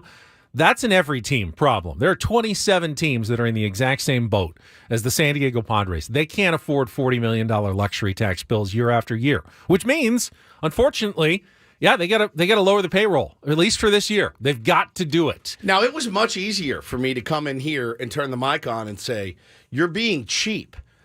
Go out and get you need a left-handed power hitter that can play the outfield. Go out and sign Cody Bellinger. You're being cheap if you don't do that. I don't know what the situation is, right? There's not, and that's the other thing, Ben. We're in a bit of a vacuum here because of the passing of Peter Seidler. Who is in charge? How much do they have to spend? How much are they willing to spend? How much do they want to spend? How important is it to them that the Padres are successful? And by successful, I mean contenders. We don't know. When a year ago, we could pick up the phone and call Peter Seidler and ask him. And when we had him on, we could say, are you done spending money? No, I'm not. We don't have that now. I want to be able to give you that information. I don't have access to it. They're not talking. I mean, Eric Rubner had some comments over the weekend that, got a lot of play. We could talk about those, certainly. But I don't know, Ben, because there's not someone coming on. There's not someone talking to the press saying, oh, we're not done. We're going to spend. I wish that I could come on and say, you guys are being cheap. Go out and get the best players available. I don't know their situation. It's tenuous at best. I mean, my suspicion is that, even if Peter Seidler were still here and completely healthy, I don't think that there's really any change in what the Padres would be able to do. They can't afford $40 million in luxury tax every year. I don't think they can. I don't think any business really can afford to pay money for something that they're not getting anything for. Well, I mean, you're seeing Steve Cohen do it right now, and you're seeing other teams spend a ton of money. You're also seeing teams, like the Cubs are a great example. They spent $40 million on a manager. They have not gotten one other player. Nothing. $40 million on a manager, and they have not added a piece. I just I don't. I wish I had some clarity, and I wish look to be honest with you, to be completely transparent, I wish Eric Katsenda would come on the show and say, guys, don't panic. This is what we're agree. doing. I think you can hold every owner's feet to the fire and ask, why aren't you at least spending up to the luxury tax limit? Of course. I don't know that it's fair to ask any team to just burn money that doesn't go toward their product. But that being said, though, if you call it burning money, I call it investing in the team. And if the team goes out and makes the playoffs and goes on a deep run, that's what you're in this business for. I don't know that those guys are in the same headspace, obviously, as Peter was. Do they want to win a championship? I have no doubt that A.J. Preller wants to win a championship. He'd love nothing more than to shut us up and everybody else out there that doubts him. Of course he wants to win a championship. Of course he does, more than anything. I have never doubted that. It's your contention that paying the luxury tax is just a cost of doing business? I feel like the way baseball's set up these days, yeah. I mean, if you can get all-stars on the cheap, obviously you do that. But it doesn't always work out that way. We get all-stars that are super expensive, and they come here and forget how to play sometimes. I try to look at this from as fair and realistic a standpoint as I can. There were, 7 teams that paid luxury tax, most of them a lot less than the Padres did last year. The one thing all those other 6 teams had in common, New York, L.A., Atlanta, major markets, major TV deals. The Padres were the one that didn't look like the others. They're the ones that got the lion's share of the grief about it, too. They look like the teams that are the other ones that don't pay luxury tax, that kept under that total. Look at what the Reds are doing right now. The Reds are spending money left and right. But they're not going over the luxury tax. They were so far under it. Yeah, Great, right, good for them. fair They enough. should be spending money, as should the Cubs. These should not be teams that are well under the luxury tax limit. But to say that they should just blow way over it and spend $40 million on essentially nothing, to me, that doesn't make a lot of financial sense. What if you win a World Series, though, and you pay $40 in luxury? Done. It's easier said than done, that's for Much sure. easier, dude. Much easier. All right, A.J. Preller did miss one big opportunity over the weekend. We'll get to that coming up next here on The Fan.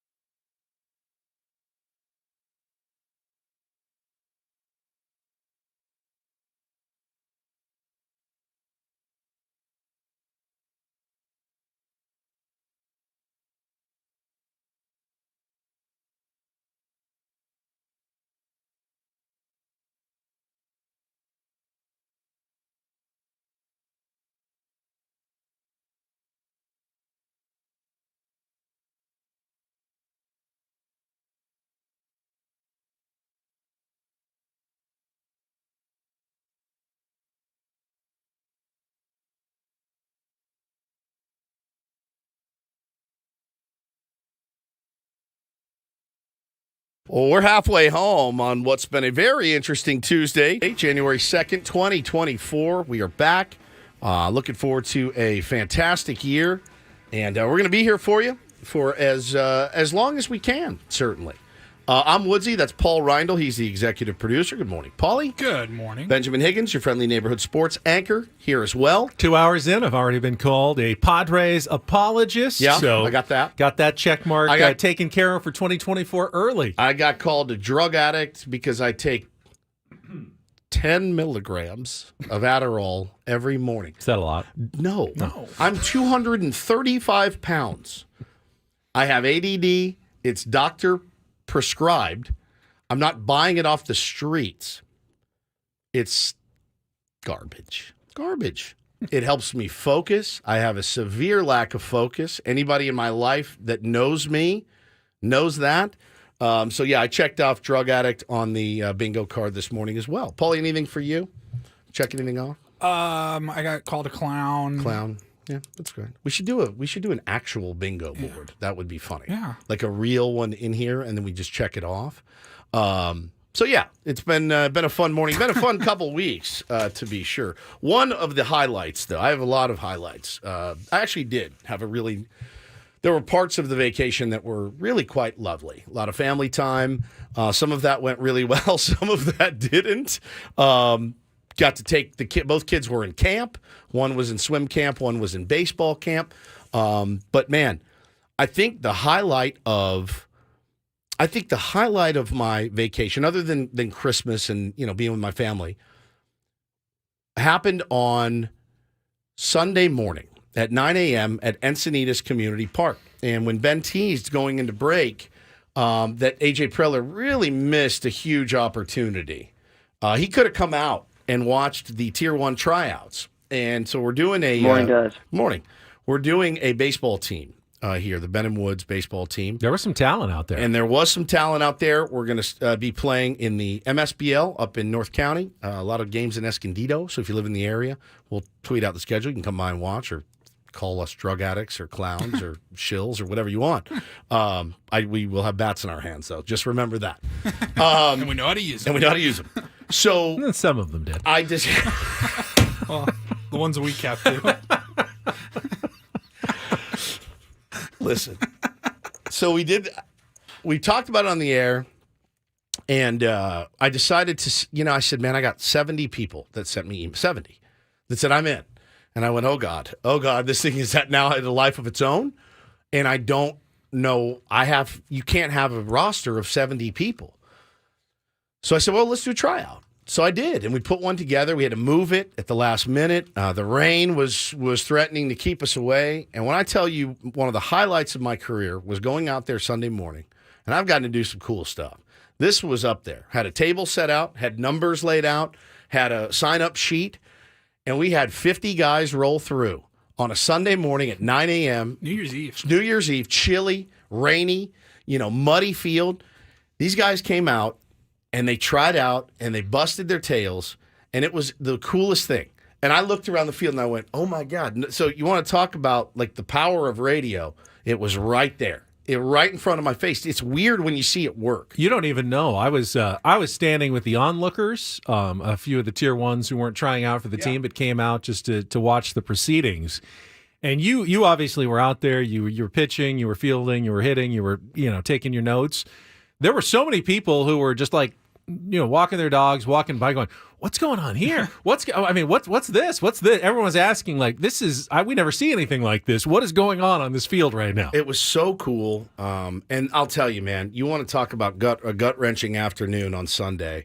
We had our notes of players that looked like they could play, and Paulie and I compared notes at the end, and then we had to make the cuts. We had to make the cut we down. Couldn't carry 45 guys on a roster. Trust me, I loved these guys. Every one of them was cool as they could be. They all went out and played really, really hard and competed, and it was really special to see. It was really cool, and I wish I could have kept everyone. But I did end up whittling down the roster. It was not fun for me at all. Don't take it personally. Now I think, Ben, some of the guys that we didn't take, I think they're going to start maybe another team, which is pretty cool. So I hope that happens. Yeah, I know they're talking about it. Yeah, thank you guys for coming out. and supporting the show, number one, and coming out and busting your tail out there on a crappy wet morning. It was a really, really cool experience. So love to see that. Had some people that were just wanted to help. They said, hey man, even if I don't make the team, I'd love to come out and watch or hang or whatever. Shag balls, whatever you need. It was really, really cool. And one of the cooler moments that I've experienced. And but I did, as a fact, this is a fact, I did text AJ Preller. I did. And in typical AJ Preller and Woods fashion, he did not write me back. I texted him this. You're going to think I'm insane, but we're doing a baseball team. We're having a tryout. Guys are going to be coming out. He lives in Encinitas. It's 5 minutes. I go, it's 5 minutes from your house. Come by for 10 minutes. Let Ben do a 30-second interview with you, and let us get a picture of you leaning on the fence with a notepad. And I said, it will be a great bit. Now, I played it through, because this is what I do. I played it through in my head. We tweet that picture out of him. He's got his hat on. He's got a notepad, and he's watching these old turds like us out there playing. I was ready to interview him. Well, exactly. Stand by, get some comments, scouting scale, 2080. What do we got here? It would be great. And now listen, it's a great bit. I don't care who you are. You can hate us. It doesn't matter. You got to admit, that would be a really funny bit. Then I played it. I fast-forwarded the tape and said, he will 100% get dragged by people as well. 34 guys on the roster, and this is what you're spending your Sundays doing. I knew it was coming. There was a time we used to enjoy bits and laughing. We don't anymore. It's all serious now. So maybe that's why he didn't come. He didn't text me back, though, but he may be out of the country. He may be scouting in the Caribbean. You never know with AJ. You never right know. Now. Yeah. But he did not text me back. I thought it would have been a great bit. But, again, excited about this thing. It's going to be mid-February. The season starts. Decent chance we miss the first games, too, so as we may be at spring training. But it'll be on Sundays, and you're more than welcome to come out. And we got jerseys that say Tier 1s. I'm getting those printed up, and it's so much to do. It's so involved to do it.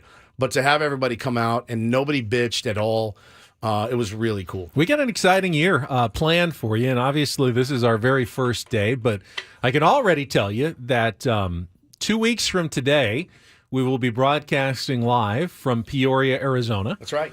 For Padres Fantasy Camp 2024. All live three of shows. Us for the first time. All of us are going out. I've gotten some time off of television so I can join Paulie and Woods out at the Peoria Sports Complex with all of the many teams now, and Padres alums will be taking part, and we'll have many, many Padres legends joining us throughout the week with live shows. Who knows what players or members of the Padres organization may be there early as well, because spring training is right around the corner.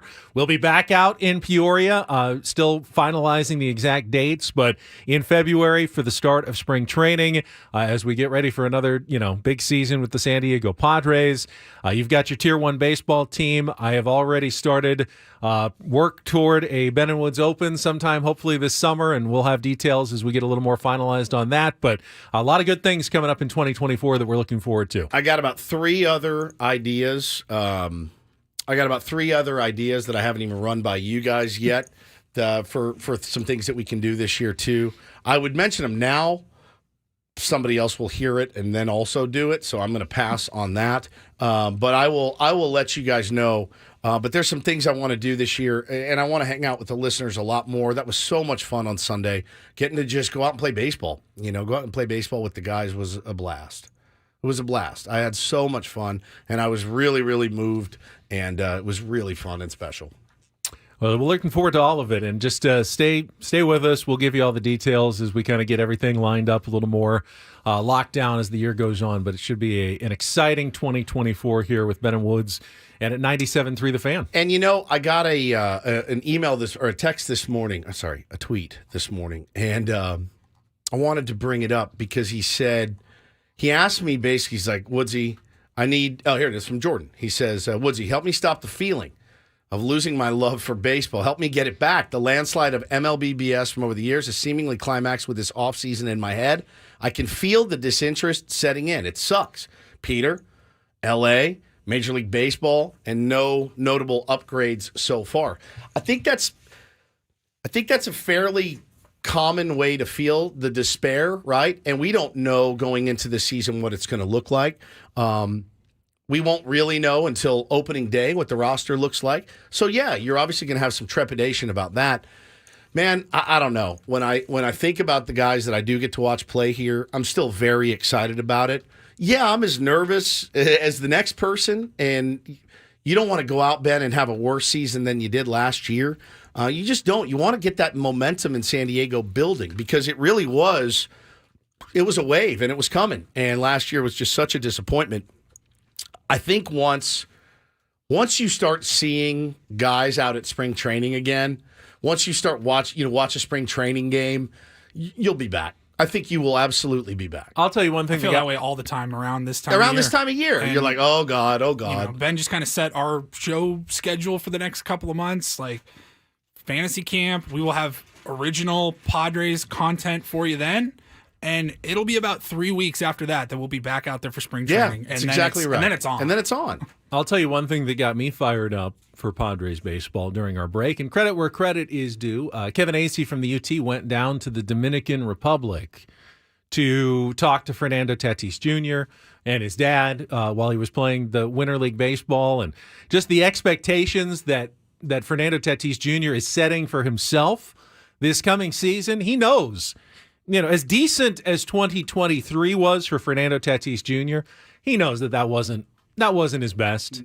That was a fairly mediocre. I think Dad said it was okay. It wasn't great. It wasn't terrible. That was an okay year. He won a Platinum Glove in right field. He had some streaks where he looked like that hitter that he was beforehand, but he also wasn't as consistent, didn't quite smack the ball with the kind of authority that we remember. He from like a 3-week tear. No, all those warning track flies that he had that you felt like, he was this far away from about 7 or 8 more home runs over the course of the season. And his expectations for this year are now massive. Having had an entire season, healthy season under his belt, in the outfield, being able to train the way he likes to train, play in the offseason, no more shoulder rehab, no more wrist rehab, actual baseball, the way he likes to get ready for a season. He's expecting huge things, and that has me incredibly excited, to potentially see a generational player. You remember how good he was, right? Before even all of this, if he gets back and takes another step up, we're talking MVP. We're talking, Acuna, top-level type talent that Fernando Tatis Jr. is capable of. That alone should get you pretty excited about the 2024 Padres season. There's no question. And, to see what Xander can do after a year here and hopefully coming back healthy.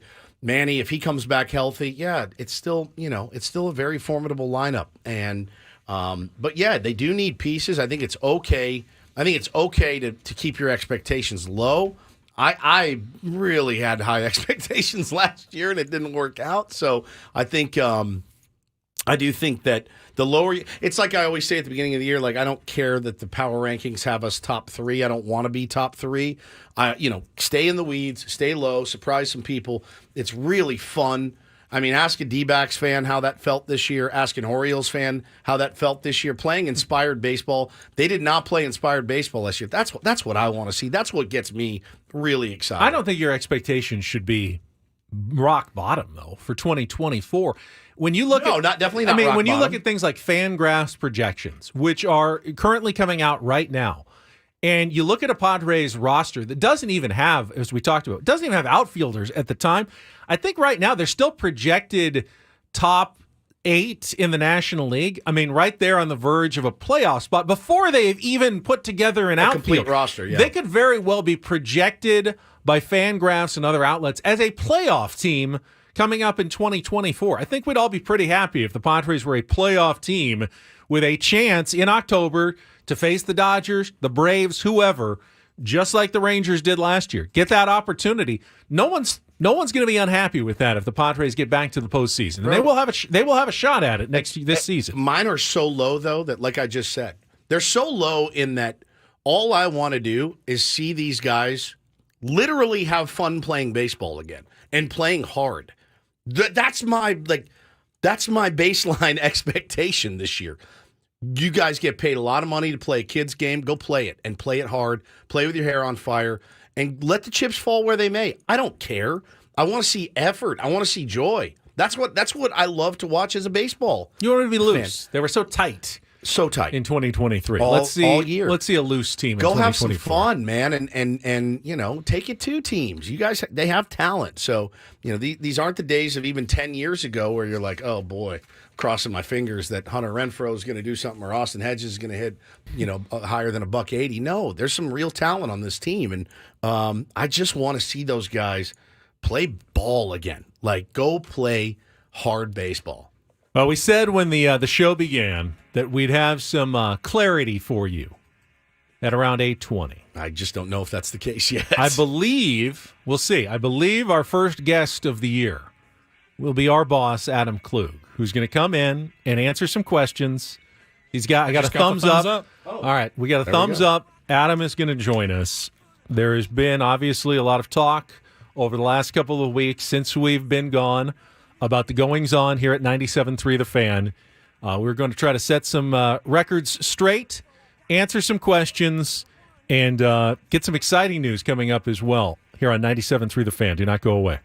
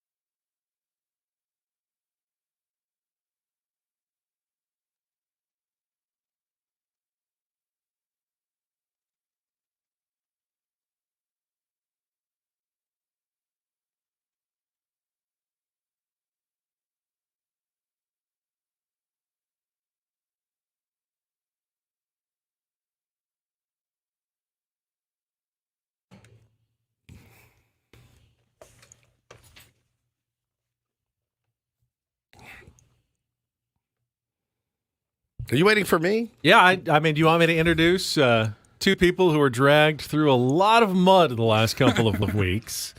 Of course, you know my co-host over here, Stephen Woods. And joining us right now is our brand manager / program director for 97.3 The Fan, Adam Klug, to share a little bit of information and clear some things up about what has been going on the last couple of weeks here at the station. Hi, Adam.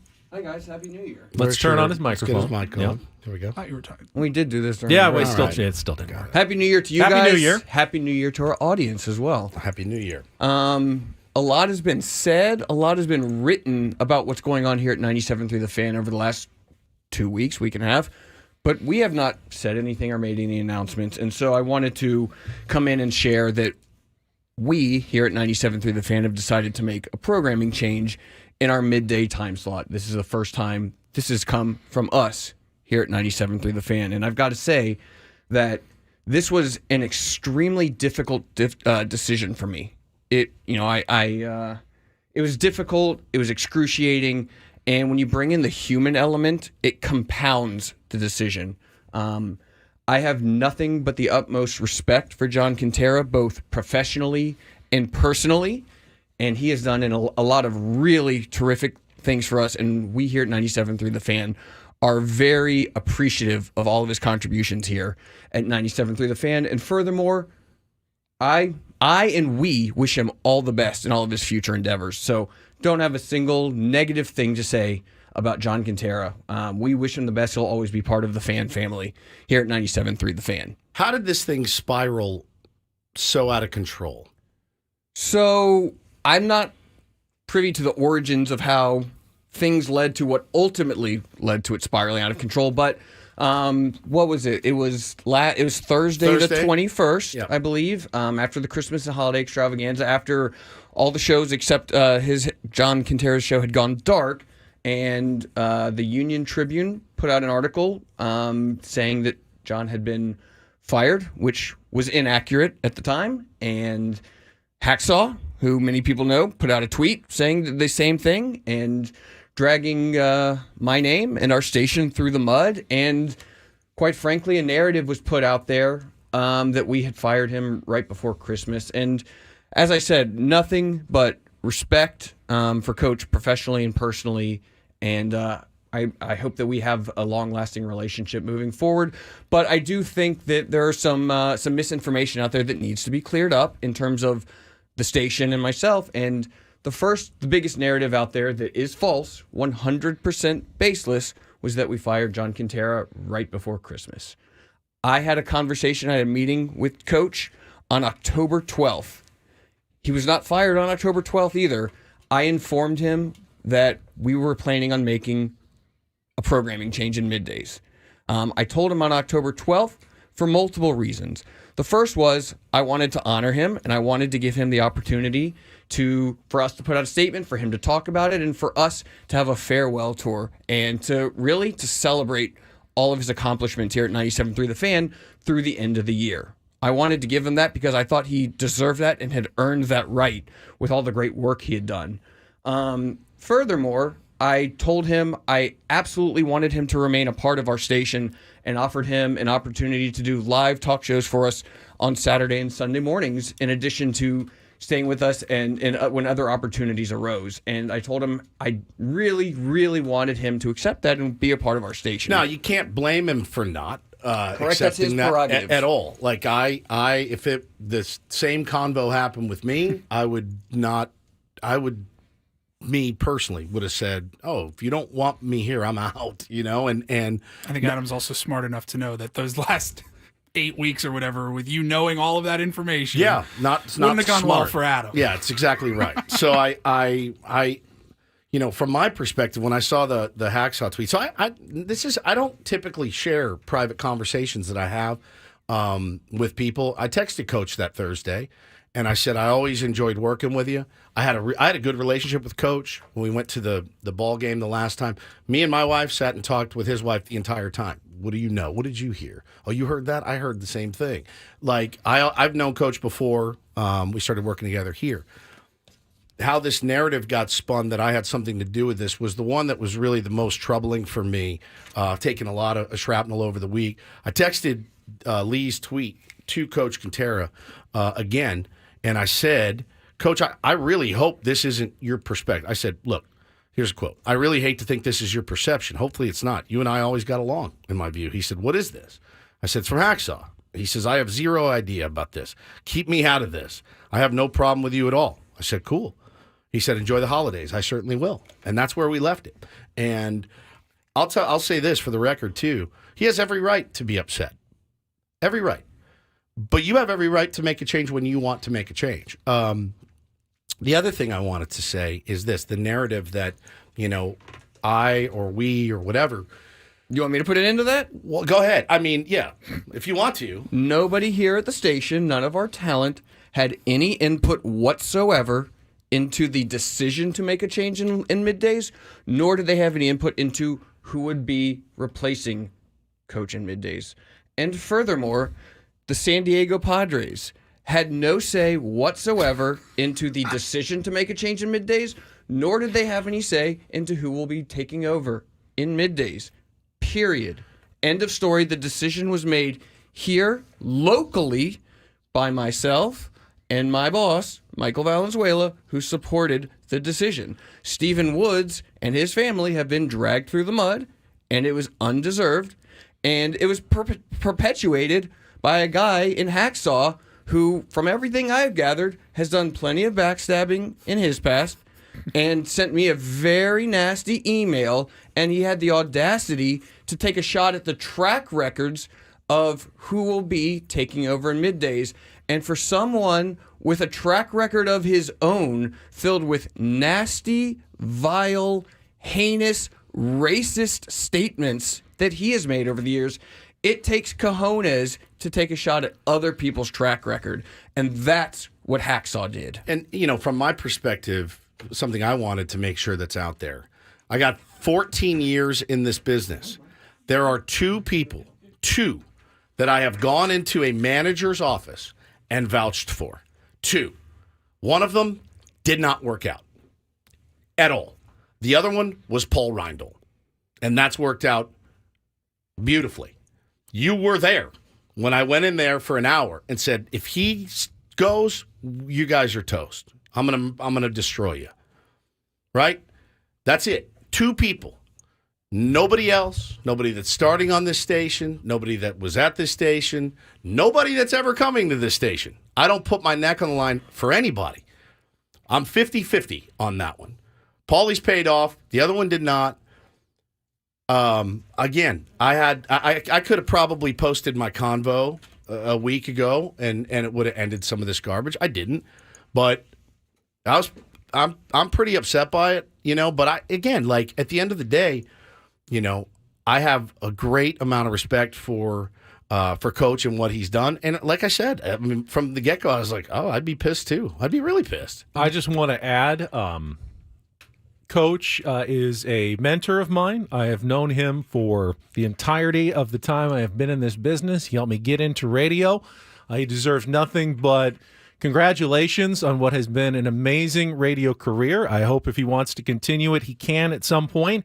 I will also say, though, that, and Coach did a great job, as he always does. I have also been let go from radio jobs, and I thought I did a great job when I did them as well. That happens in this business a lot. It just is part of radio, and it's just an unfortunate part of the world, but that is what this business is. And it'll happen to us at some point. We're not immune to it, Woods. I know that. This is radio. Things change all the time in this business. Michael literally told me this morning, you're closer to being out the door than you are to being here. And I said, I know that. By here, you mean making the decisions about who's on the air? No. You're closer to being out. Right. The fact that somebody would give me that kind of power, I mean, there's, certainly it's flattering, but it's just untrue. It's just untrue. So the other thing, by the way, sorry, I didn't mean to interrupt. I didn't mean to interrupt you. No, it's all right. The other thing that people have been upset about was the fact that Coach's final show had gotten canceled, and people said that we were gutless and didn't give him a chance to say goodbye. When I spoke with Coach back in October, He asked me when I offered him the chance to finish out I offered him the chance to finish out the year in his midday time slot and then transition into weekends. He told me he wanted his final show to be December 22nd, which is a Friday. I said, cool, that's what it'll be. So everything was lined up and he was scheduled to do his final show on Friday, December 22nd. However, when the newspaper, he spoke to the newspaper and to Hacksaw and whoever else prior to his final show at a time when we were not able to comment for reasons I'm not getting into. We couldn't comment at that time, and we didn't comment at the time, and the narrative got put out there that we fired him right before Christmas, and at that point, the final show, there was no decision to be made other than to not have that show, because it would have been 4 straight hours of people commenting and reacting to a completely false narrative that was out there. Yeah, the job that some of the people, again, and there's so many of the people that I like and respect, but the whole story kind of wasn't told, and listen, it's unfortunately the nature of this business, and like I said earlier, people just say stuff now and forget the repercussions. Like I said, I have no beef with Coach at all, and as our text exchange said, he didn't have any beef with me, allegedly. So I'm with you, Benny. I wish him the best and hope he goes out and kicks ass and and does whatever he wants to do. But yeah, the narrative that I was behind the scenes pulling the strings, I just don't have that kind of power, guys. I don't. Somebody said to me yesterday, well, you want to be the head guy there. I go, buddy, I leave at 10:03. I am out the door faster than you can shake a stick at it. At 10:03, I'm out the door of this place. I have a life outside of it. I have a family outside of it. They've been dragged into this crap as well. And listen, you can hate me all you want, but that's not a narrative I'm going to be okay with. I don't do that to people. And I certainly didn't do it to Coach. The thing that's really the most disappointing to me is the lack of journalism that's been done in the last few weeks. People have written and said stuff that is completely unfair with only getting one side of the story. And despite the paper reaching out to me for comment, which I wasn't allowed to give, that doesn't preclude them from doing their own legwork, as some people on social media have done. We spoke to Coach in October. There has been a job posting on our website since October, right? The paper didn't look at that. They didn't do any of that.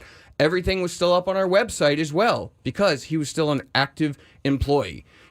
Jay Paris wrote an article that completely seemed as if we treated Coach unceremoniously on his way out the door and without the level of respect that he deserved, which, by the way, was of the utmost importance of me to treat him with. It said we should have given him a farewell tour, which I offered him and he declined. And it said that we kicked him in the gut while he was tying a bow on Christmas presents, which again is not true. Yeah, there are people in this town who I have relationships with, both personally and professionally, as well as people I don't have relationships with, who are quite eager to jump on and buy what was being sold without thinking, maybe there's another side of the story. You've all heard, if it's too good to be true, it probably isn't. It goes the other way as well. If it's too terrible to be true, it probably isn't. Yeah, I mean, I felt terrible for you being dragged, which is why I punched down at Hacksaw, and you didn't deserve that at all. And, it is what it is at this point. I'm kind of over talking about Lee and the rest of them with their fables. I wish him all the best with his Chargers podcast and his mini polls. Yes, have a ball. Ultimately, Coach is a good guy. Adam is a good guy. Yeah. I have no idea how this could have spun out the way that it did. But Adam, thank you for coming in and setting the record straight and answering some questions and being who you are. And again, nothing but thanks to the Coach John Quintero for everything that he has done and been in this town. It has been a remarkable career. Now, you've left one big question unanswered. Who are the Padres going to sign? And that...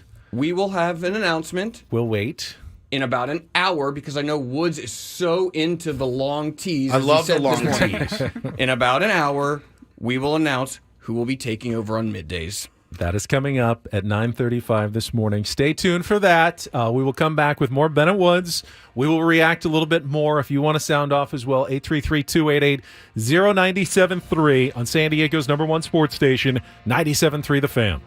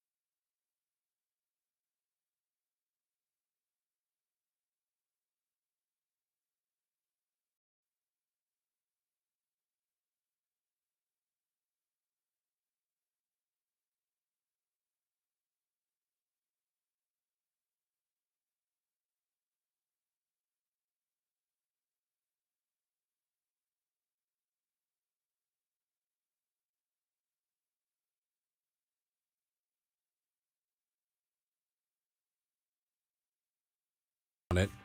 Ben and Woods, 97.3 The Fan. I do think some people did him a disservice by, running with this story. That's not Lee's story to tell, to be honest with you. It's not his story to break. It's Coach's story. And like when I sent it to him, when I sent it to Coach, and he said, "What is this?" I don't know that he knew about it. And I think that there was a disservice done by that. If that happens to me, I want to be able to tell my side of the story, certainly, and hopefully Coach gets a chance to do that, somewhere. But it's not a pity party for me at all. I can handle it. I'm a big boy, and it's just wild to me. It's weird to see in kind of real time how things can just spiral sometimes. It's pretty alarming, actually, to see how it can spiral. I've got one more point I want to make in regards to this story and the San Diego Padres role or lack of a role in it. And I want to get to that after a quick check of traffic here on 97.3 The Fan. From the 97.3 The Fan Traffic Center, here's Kelly Danick. Traffic is sponsored by Valvoline Instant Drive-Thru Oil Change. Your 15-minute instant drive-thru oil change. It looks like they are still clearing this big rig fire westbound 905. They're running some traffic control right around La Media, so might still want to give yourself a little extra time. Only other problem spot is a two-vehicle accident on the Mesa College off-ramp, north 163 there, over to the right shoulder. Stop by any of the 30 San Diego Valvoline Instant Drive-Thru Oil Change centers. You don't have to get out of your car. It usually only takes 15 minutes or less. Visit SoCalOilChange.com for discounts and locations nearest you. Valvoline Oil Change centers are open 7 days a week. I'm Kelly Danick with Ben and Woods, San Diego's #1 sports station, 97.3 The Fan. Over the last couple of weeks, Adam, obviously, and Woods have been kind of dragged through the mud and the torture chamber, and I know it was very stressful, especially for you guys, because you were taking the brunt of the criticism from around San Diego. And I, for the most part, kind of did what I do and just kind of let things roll and wait until we came back on the air. I know it drives you crazy. To I don't know. Completely unscathed. But if there was one thing about this whole drama that really did bother me, it was, and Adam addressed it, it was the accusation that the San Diego Padres were pulling the strings behind the decisions of our lineup here on 97.3 The Fan, which was 100%, 100% untrue. That never came into play. That had nothing to do with it. But what was particularly galling for me was the insinuation that had Peter Seidler still been here, that Coach would not have, there would not have been a change. I have no doubt that Peter enjoyed listening to Coach. I know he listened to our show. I know he listened to the afternoon show as well. But the fact that it was implied that Coach was too critical of the Padres, and that's why he can't work for the Padres flagship station, is absolutely antithetical to everything Peter Seidler ever stood for. Correct. When he talked to us. Peter Seidler was the first person to tell us many times, go after us as hard as you can. I love it. I want you to be as critical and as honest as you can about this baseball team. He loved that. He loved the criticism. There was not one defensive bone in Peter Seidler's body who would ever be afraid of the criticism that I leveled, that you leveled, that Gwen or Chris leveled, or that Coach leveled on this radio station at any time. He had nothing to do with it. The Padres had nothing to do with this at all. And the insinuation that was at all a factor in this is the one thing to me that I found the most galling. And credit to the Padres who completely stayed out of it and really did you know what? We're not a part of this. Just we're not even commenting. Well, the best part was, it was Scott Kaplan that said it, and he said, "Hey, I don't know anything," and they quoted him. They quoted these websites quoted him when he said, and that's like a credit to Scott for at least acknowledging for saying, hey, I'm not in the building. I don't know this. You know what he didn't say, and he's entitled to his opinion. You know what he didn't say? I have sources that have told me. Now, that's garbage, right? He goes, hey, this is just my wild theory, and I'm going to give it to you. So he gives it, and then you take that and you run that as news, which is weird to me. It's very, very strange to me that happened. But, man, I don't know. Which then gets picked up by another source, and another source, aggregated and ends up in the New York Post that the Padres may have had something to do with this. It is unreal. It is absolutely insanity that you can make the jump from A to B to C to get to the point where they were. That did nothing to do with it, and it's insulting to even suggest that the Padres had anything to do with it, or that something would have been different had Peter Seidler been around. That is not what Peter Seidler stood for. His Twitter account getting tagged is like as a way to garnish sympathy, I guess. It was so disgusting. Dude. It sucked, man. From somebody that I really respected. That was just unbelievably poor journalism. It was a rough week for journalists. It really was. And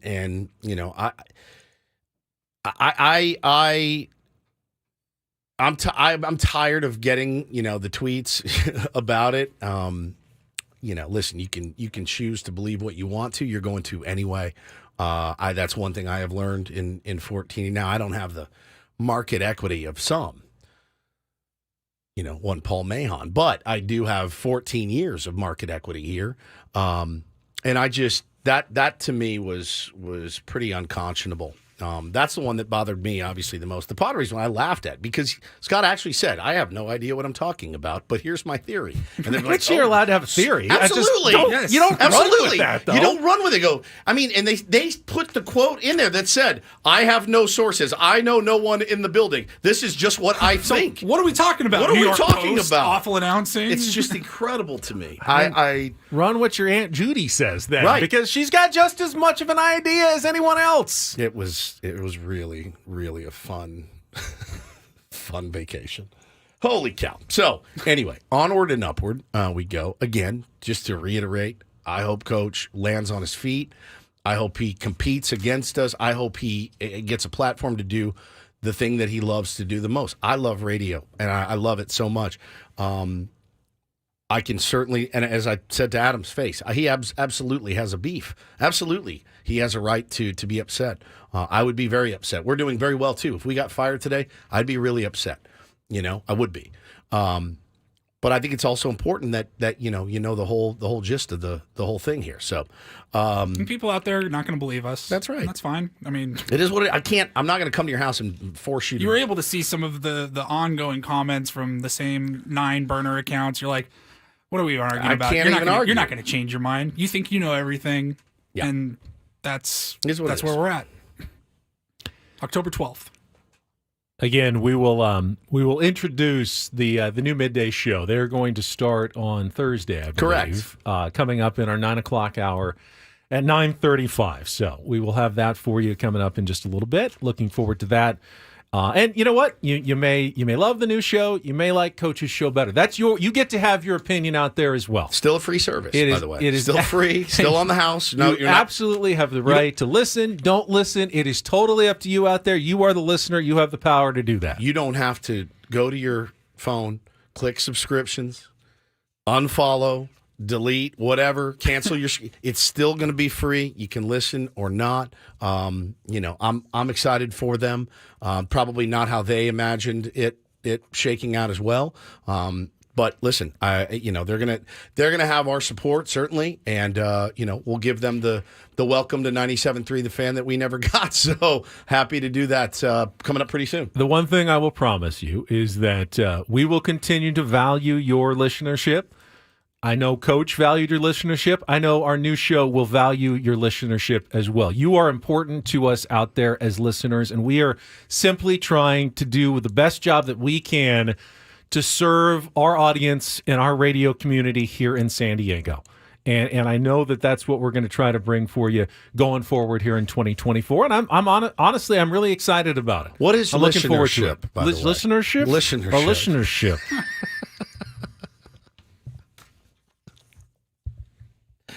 Everyone's a little frazzled. A little bit. Again, this is when the 3-hour show would really be quite elite. Just drop the mic and get out of here. See you later. Basically, you just want to let a naysayer know. Yeah, let a naysayer know. That's exactly right. Let a naysayer know. What are we doing to announce? 9:30? 9:35. What the hell are we going to do at 9? Reindl Report. Oh, yeah, of God. course. We got our first Reindl Report of the year coming up in our next segment at 9 o'clock. We also have some San Diego State basketball tickets to give away. The Aztecs open conference play against Fresno State tomorrow night after, a phenomenal 2023. Can 2024 be anywhere near as magical as that last year was for San Diego State? They will open conference play. We'll give away some tickets to San Diego State, but I know Paulie has got some NFL talk coming up in the Reindl Report. I think the drama that happened in Denver with Russell Wilson, huge story from over the weekend. Can someone explain that to me like I'm 5? We're going to try. All right. And then the ending to the Lions-Cowboys game on, was that Christmas Eve? Was that Saturday night? That was nuts. That was Saturday before New Year's Eve.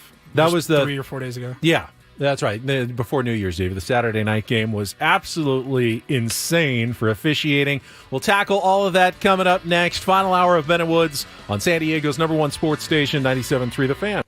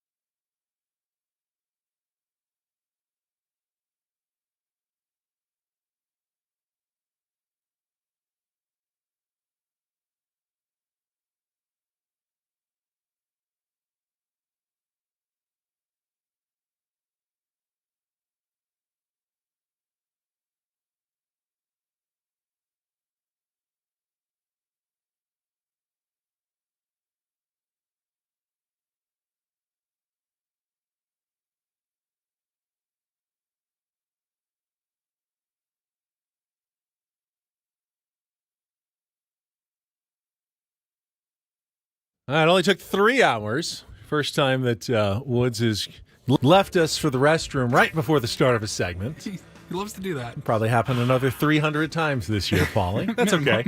Final hour of the show for today. We'll have our announcement of our new midday show coming up at 9:35.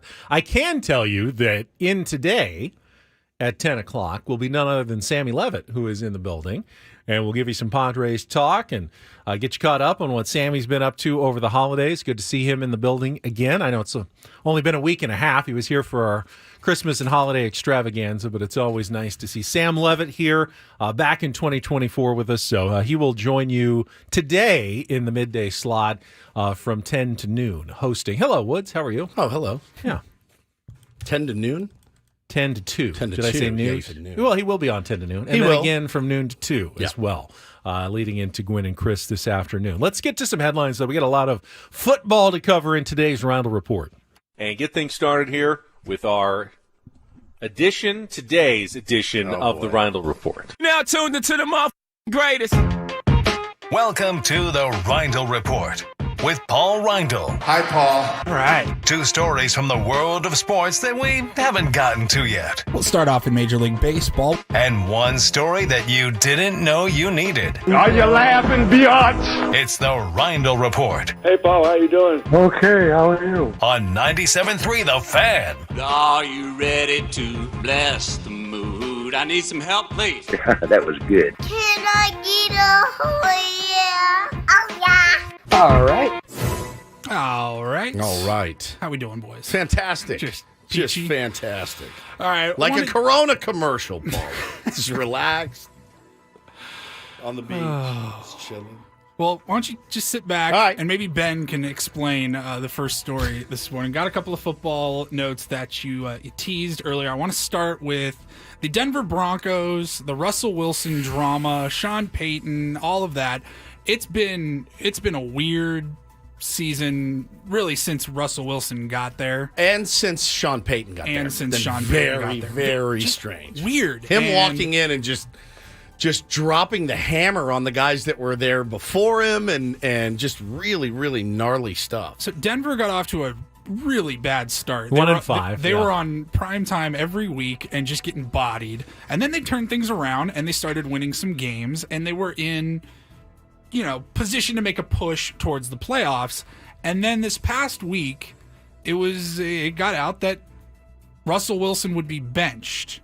And I still don't know exactly what went into that decision. I know there was possibly concern about having to pay him money if he goes a full season without getting hurt. Okay. Let me see if we can just boil this down. If he got hurt, they'd have to pay him? Yeah. So you think A.J. Preller gives out some convoluted contracts? NFL contracts are about as complicated as it gets because there's guaranteed money, there's non-guaranteed money, there's the salary cap that you have to worry about. And as we all know, Russell Wilson has this enormous deal that he signed with the Broncos after he was traded. They wouldn't have even been able to pull off the trade unless he agreed to sign that contract extension. So they owe him massive money, including a huge chunk next year. Here's where it gets really weird, though.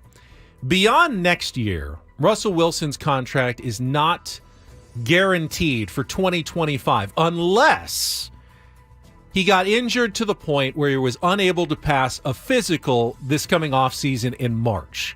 So he had that protection built into his deal. Hey, I'll sign this deal, but if I get hurt, I don't want you to just be able to cut me. You're going to have to pay me for another year. So if Russell Wilson got hurt badly enough that he was going to fail a physical, the Broncos would then owe him 2 more years of guaranteed money. And they did not want to risk the potential of Russell Wilson suffering an injury in the last couple of weeks that would have led him to failing a physical that would have put them on the hook for another entire season's worth of money in 2025. So they took kind of the conservative, prudent route and said, we're just going to bench him, and we're going to put in Jarrett Stidham as our quarterback for these last 2 games of the season. Now, they're technically in it. Not anymore.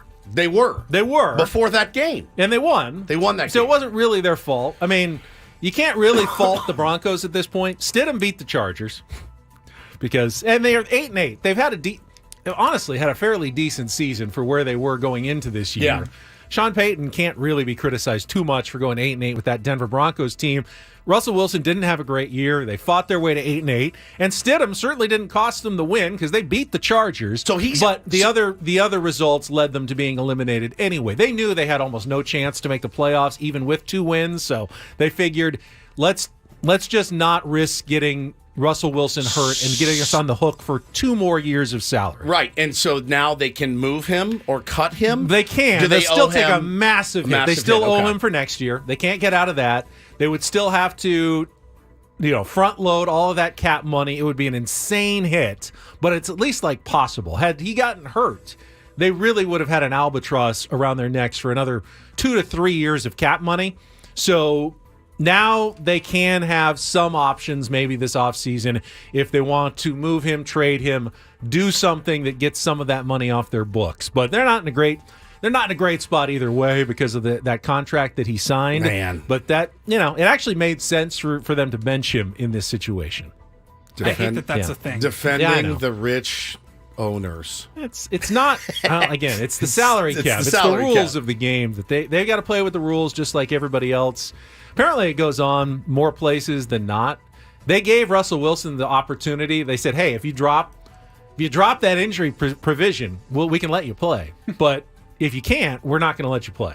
And it kind of sounds like extortion or blackmail. Yeah, a little bit. It really kind of is, but apparently that does go on sometimes, and the teams just did not want to put that sword hanging over their heads. If he breaks a leg here and he's not recovered by March, we are on the hook for an entire another year that we're not going to want to pay.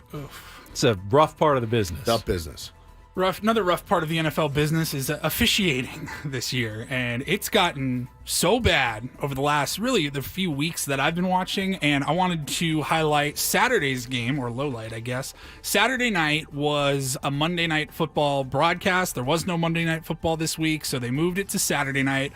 The Lions in Dallas taking on the Cowboys. Very good game. 2 good teams, both with a lot on the line as they're fighting for playoff position and this is one of the home craziest, field. It's one of the craziest things I've ever seen in my life. This was insane. So Dallas is up. It was 20-14 and 20-13. 20-13. Yep. And Detroit scores the touchdown with 15 seconds left or whatever.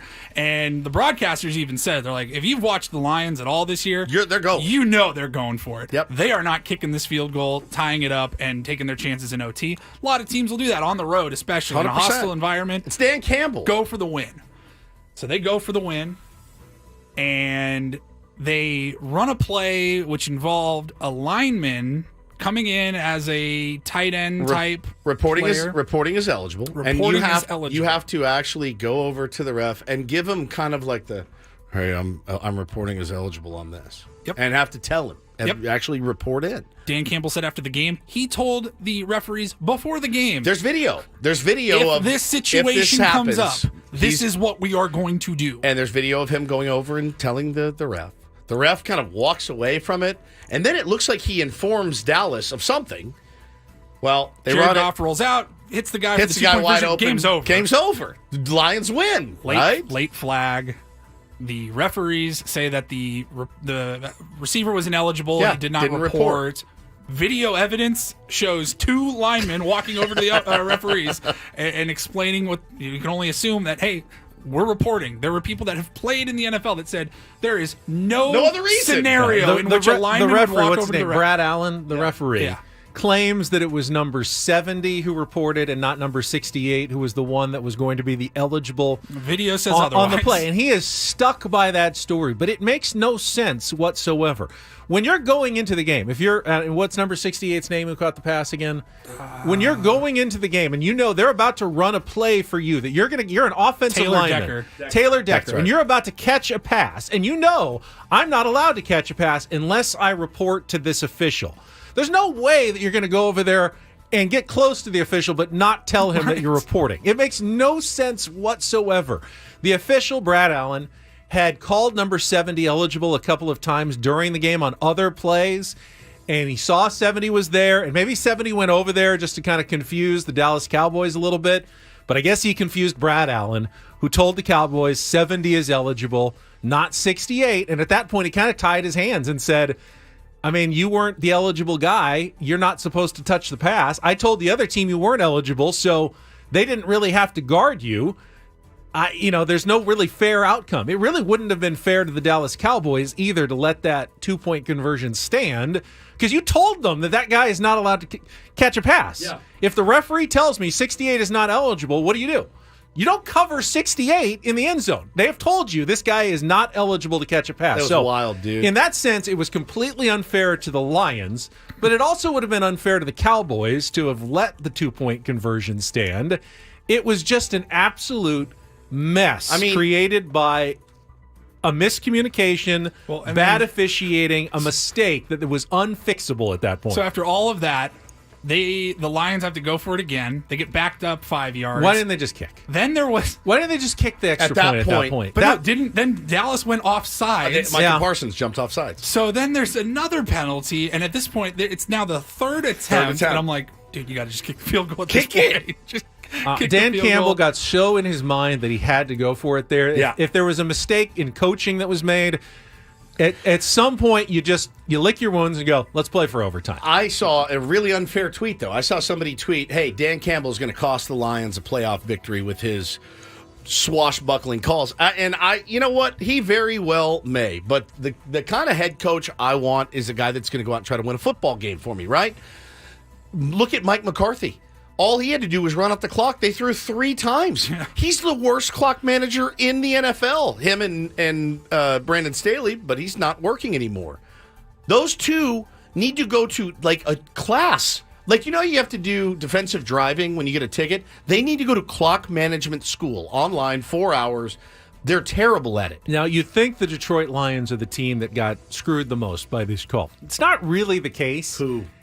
So the Detroit Lions, could have been the 2nd seed, but they were likely not going to get the 1st seed over the San Francisco 49ers. The team that really lost out is the Philadelphia Eagles, because with the Cowboys getting that win, the Cowboys now control their destiny to win the NFC East this week, and the Eagles are looking at a potential wild card and a road game to start the playoffs as opposed to playing at home at Lincoln Financial Field. Their playoff road got much tougher likely because of the officiating mistake that gave the Cowboys that win.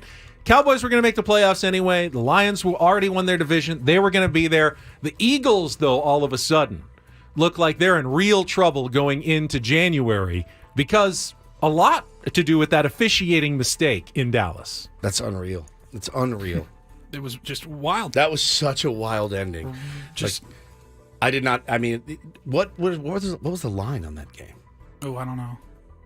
Because I'm sure it was close. I'm sure it was somewhat close. Wow. I imagine Dallas would have been favored. I think so. Yeah, at home. And then finally, The Rock has returned to San Diego. Yeah. This is sports and entertainment, and pretty wild scene yesterday in WWE, which was filming here in San Diego, Monday Night Raw. Did you go, Ben? I did not go. No, I thought you liked sports. I did see some tweets about it. How could you not go to a major sporting event in San Diego? Right here in San Diego. Didn't even know it was happening. I didn't know till yesterday. No. I knew that Raw was happening that night. I did not know that The Rock was going to show up, and I don't know if anybody else did. That was a big surprise? I believe so. Because he's gone on to bigger things than just wrestling, He'll return right? every now and again. Okay. Yeah, he will return. I've seen him in a few few films. He's done some acting, I think. A couple of movies. Yeah, one or two, I'd say.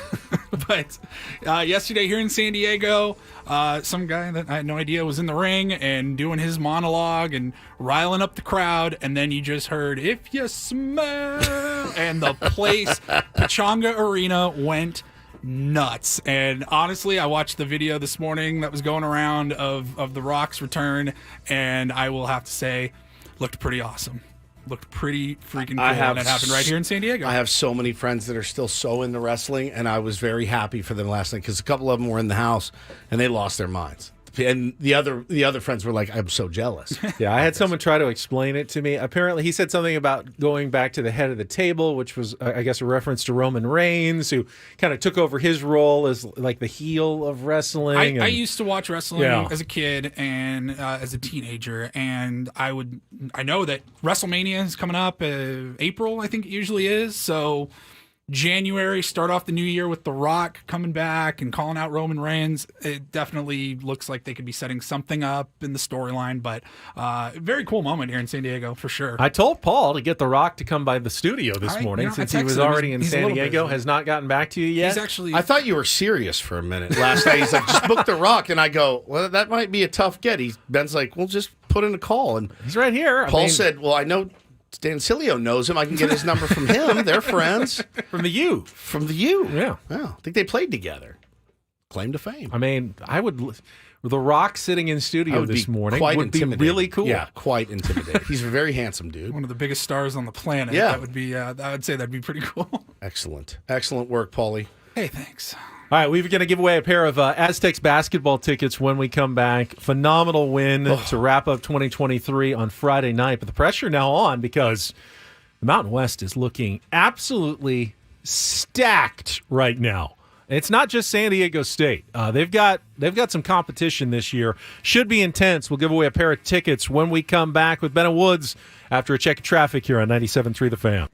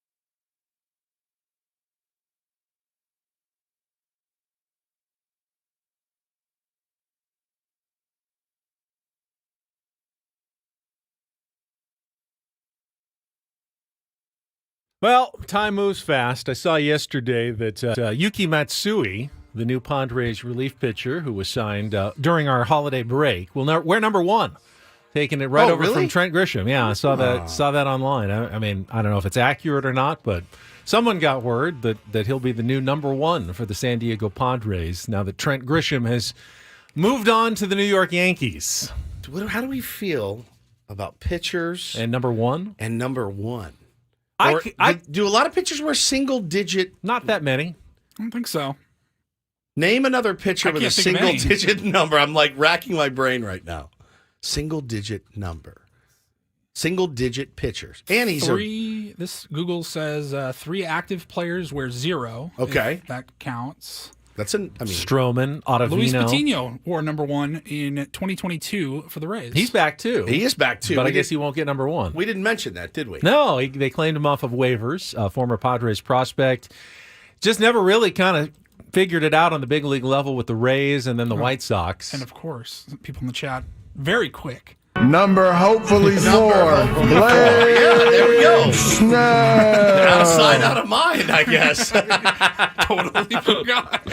We're all like, maybe the Cy Young winner? Yeah.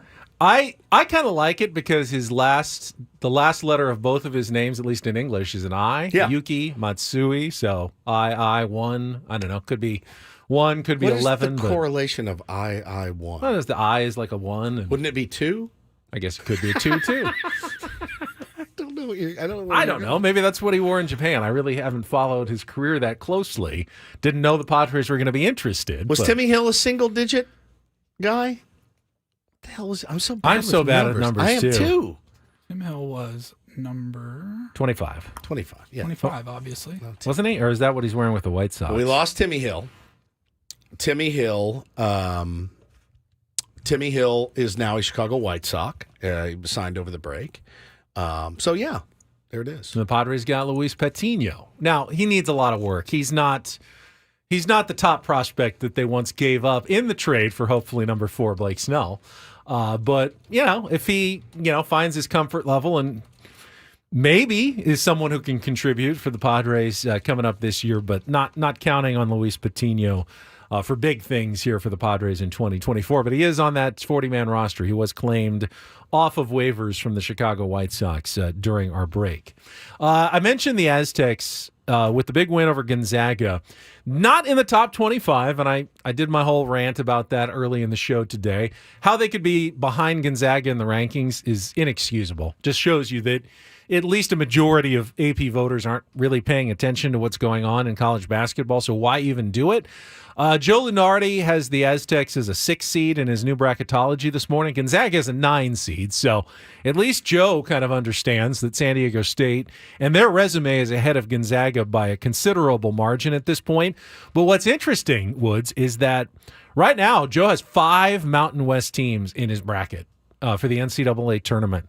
San Diego State, 13th ranked Colorado State, New Mexico, Nevada, and Boise State, and Utah State's also pretty good as well. So there are, you look at the records, 13-1, 12-1, 12-1, 12-1, 11-2 for the Aztecs, 9-4 for Boise State. Every team has a winning record in the Mountain West in non-conference play. Incredibly tough schedule that's coming up for the Aztecs once they start the Mountain West, which is tomorrow night against Fresno State. What are they at? Fresno State only went 7-6. They were near the bottom. It's kind of what you at home. That's one of the ones you got to win. Yeah. And then you got UNLV at home on Saturday. You have to start with a couple of wins, or you're going to be behind the 8 ball, because then you start getting tough games like at New Mexico is going to be a CBS nationally televised game in 2 weekends. A week from Saturday, they go to the Pit and have to play a really good New Mexico team. 2 games against Colorado State, 2 games against Nevada. You're not going through the Mountain West at 16-0 or anything like that this year. 13-5, 12-6 could even be right there at the top of the league this year, because there are too many good teams to think that you're going to go through this unscathed. So the Aztecs will take some losses going forward. They can't drop these home games to the San Jose State, Fresno State, UNLVs. And, UNLV beat Creighton. They're not a bad team. And they're one of the lower teams in the Mountain West right now. So it's a battle, man. That's it's going to be a battle this year. That's great. That's exactly what you want, man. It will definitely feel earned, certainly because of I can't recall a finalist getting less publicity than this team and fewer eyes and believers on them. When the AP sent that out yesterday, all I did was scroll through the comments. I died. I mean, people were like, "Are you out of your mind?" I mean, this is a finalist last year. There's no respect for Brian Dutcher and what his team has been able to accomplish. And everyone said, "Well, Gonzaga. I mean, they've got that reputation. They haven't won a title, right? They got to the finals, but just like San Diego State, you've got to let that go. I mean, where is any respect put on San Diego State's name? None right now. None at the moment. But as some people pointed out, maybe that's a good thing. Keep them hungry, keep them, clawing after the prize. Nothing. There's a ranking gets you nothing, especially at this time of the year. It's worth zero. You can't trade it in for a basket. You can't trade it in for a recruit. It means nothing. You just got to go out and win some games, and that starts tomorrow night. Fresno State in the Mountain West Conference opener. We got a pair of tickets to give away right now. San Diego State versus Fresno State at Viejas Arena. Call now. Be the fifth caller, 833-288-0973. Fifth caller at 833-288-0973. Send you to Viejas for an early, important game. One that the Aztecs really can't afford to drop to start conference play. Good little prize there against Fresno State tomorrow night. All right, I know you've been waiting for it. I think it's coming up next. I have not seen our new colleagues, but I am told they're in the building, and we will introduce our new midday program here on 97.3 The Fan when we return here on San Diego's #1 sports station, 97.3 The Fan.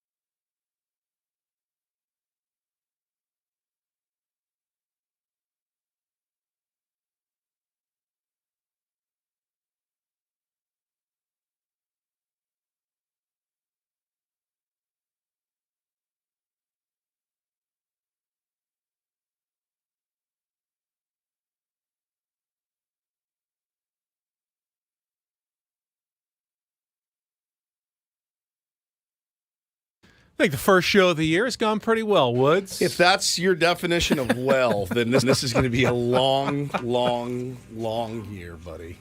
I mean, other all than the drama and the accusations and the recriminations and everything that we dealt with, I thought it went pretty well today. It's been interesting. So your head was in the sand the entire break. Pretty much. And it remains in the sand for the first show of the year. It's what I do, Woods. It's what better. I do. Nobody is better.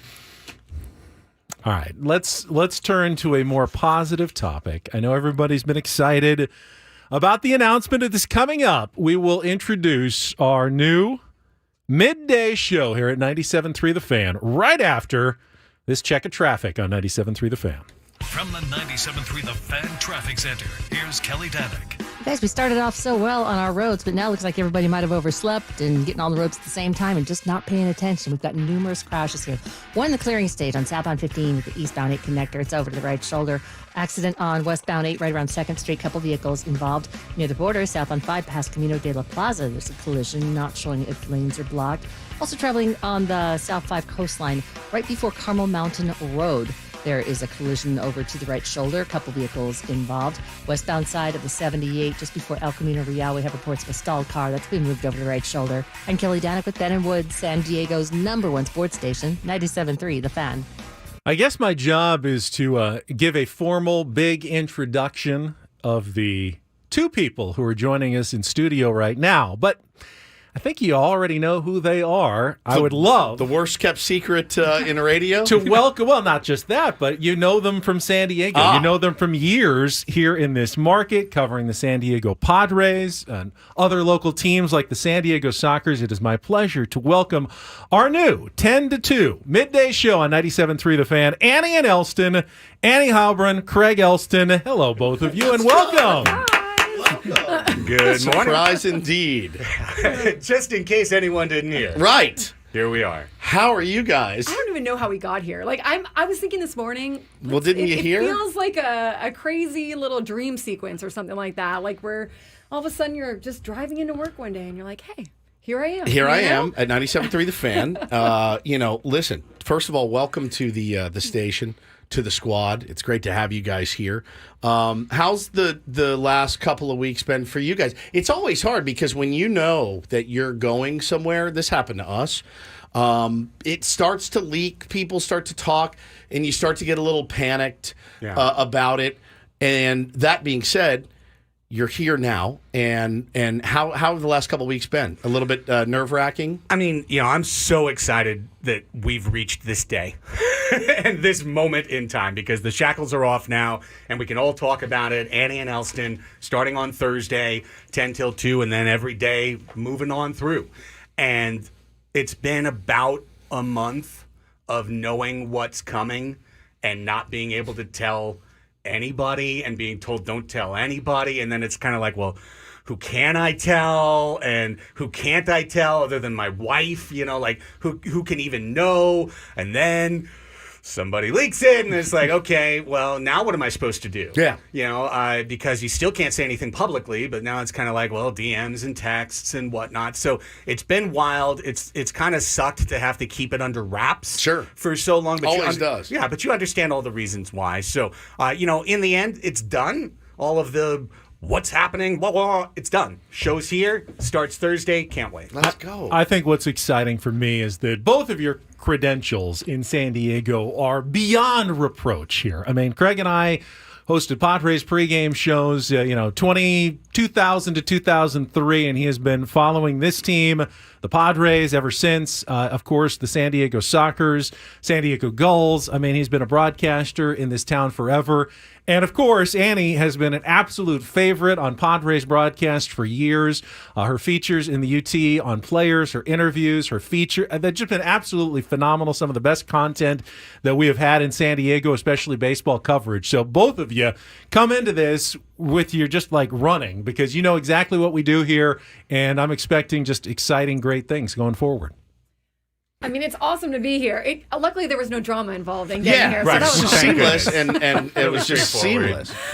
I want to say, thank you to everybody that was involved in making this happen. Thank you to you guys and the rest of the station who's been so supportive. And, I was on Coach's show many times as when he was hosting, and I have nothing but respect and admiration for what Coach does.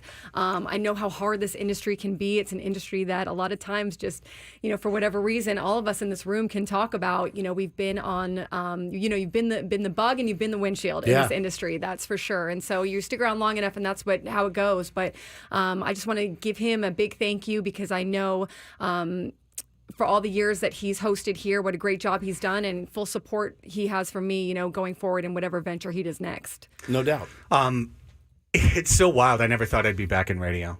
I truly never did. And I mean, I know you and I have had lots of conversations about this. We sat in a room together when 1090 went under.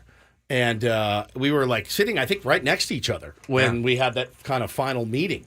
And you're like, "That's it. I'm absolutely done with this." And me, of course, was like, "No, I need more. I need more." We felt pretty unfulfilled at the time. We had just gotten going. You had just gotten started. Just gotten started. Right. 13 months. Yeah, 13 months. We were finally hitting some momentum, and then the station gets unplugged, and that was a tough one. But luckily Adam was there and wanted us here, and it was important for me to like I said earlier, give you guys a good welcome here. You'll have the support of our audience. The tier ones will be having your back and listening to your show and supporting you. So listen, I would just recommend don't read the comments for a couple of weeks, and you'll be fine. I wish I could take my own advice, but I'm getting better at dealing with it. Still not great. Still not. No, great. you're the king of petty. I'm the king of petty. Yeah. It's all good, I will be. I have a PhD in passive aggressive. I know this isn't even a fair question, because if anyone had asked us in the first couple of weeks what our show was going to sound like, right? Yeah, it changes so much as you kind of get to know each other more, and it's an always evolving process. But I'm sure you guys have had some discussions, especially over the last couple of weeks. Anything you want to kind of get us to expect and get the listeners out there to kind of think is going to happen on the A&E program. Yes. Bravo for that. Thank you. Oh, look, he made the same joke. I might have had a little help on that one. So I think the first that we're going to work on is getting to know each other. Annie and I have never worked together on a day in, day out basis. We've been friends in the industry because we've known each other for 20 years. I think the first time I remember meeting you was out at spring training in the early 2000s. I want to say it's the first time I met you out that's there. That's a little too early. Was it the mid-2000s? Dating me a little too far there, all right, Craig. Late 2000s? When was it? When did you first come to spring training? Yeah, well, once and I spent 45 minutes together before we did our first 45 minutes. show. You got a leg up there already. Absolutely. So we're going to work on that. Here's what you need. This is exactly what you need. There's only one man that can get your program off the ground in the way that it deserves. And his name is AJ Preller. Oh, and if he goes out and signs a huge free agent and you're still on the air, that's what did it for us. It was the Manny Machado day that put us over the top, and it's been a rocket ride ever since. So AJ, get on it, bro. AJ, get on it. Well, the good news is asleep at the wheel. Come on. Padres news usually breaks at about 10:03. You guys are going to have all the breaking news. We get none of it.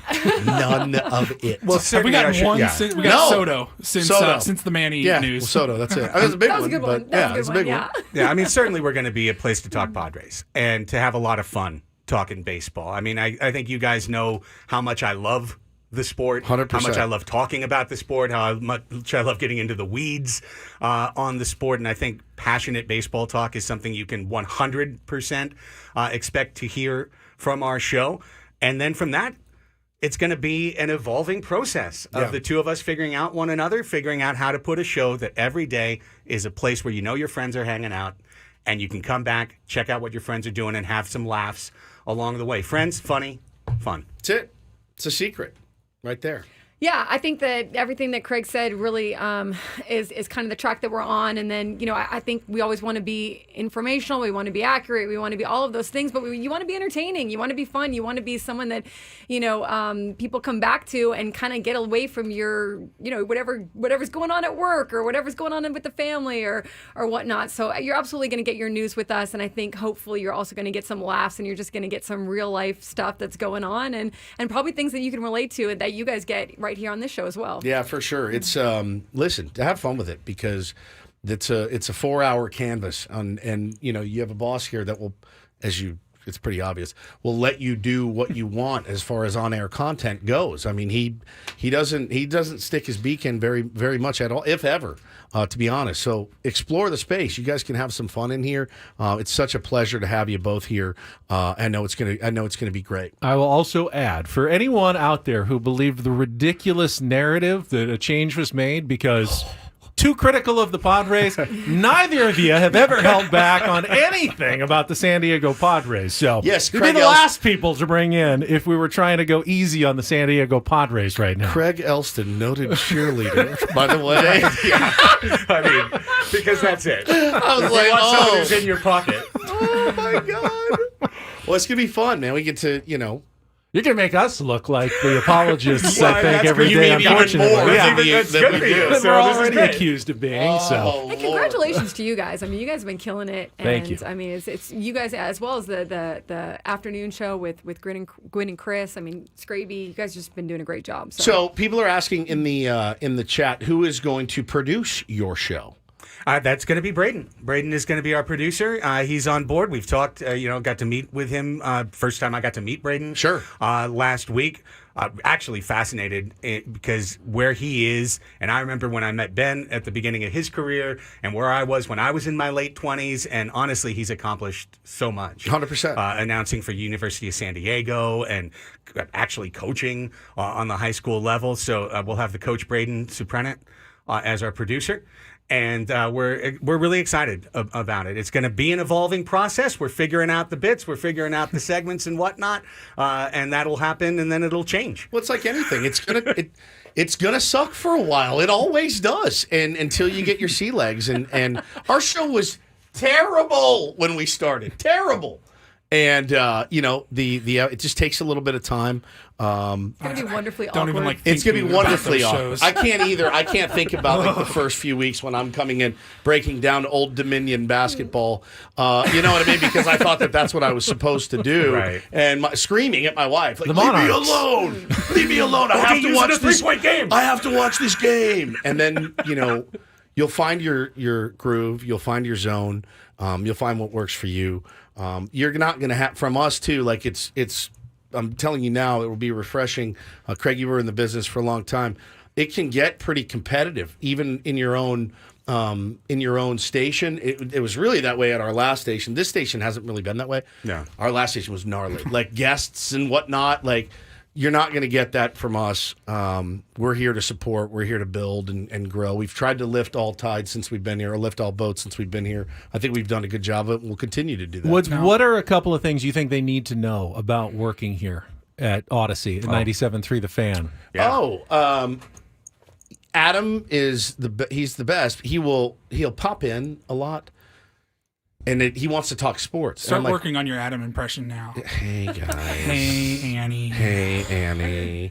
It comes from like a place of passion. He's just a passionate sports fan. You'll say something and he'll agree. Even if he agrees with you, he'll run in and be like, "Anyway, blah, blah, blah, blah," and you're like, "All right, beat it. Come back after, right? Like, text me after the show." Our engineering staff is top notch. They are. Those guys. Don't piss them off. Yeah, but yeah, do not piss them off. Do not run afoul of anyone. Yeah. Never mess with the engineer. Don't look Ben directly in the eye. Yeah, never look at Ben. Fair. The sales staff loves you to make it your own when you do a spot. Yes. If you get an endorsement read, be prepared to make it your own. Make it interesting, make it spooky. All right? Now, have fun with it. People are going to get to hear you guys on Thursday of this week.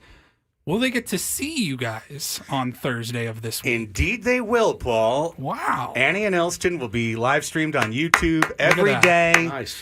right there on the 97.3. Is that it? 97.3 The Fan on YouTube. Yep. I didn't know if you guys. I should have checked that because I Yep. subscribed. But Yeah. yes, absolutely. So we'll be right there. So you can watch, you can listen.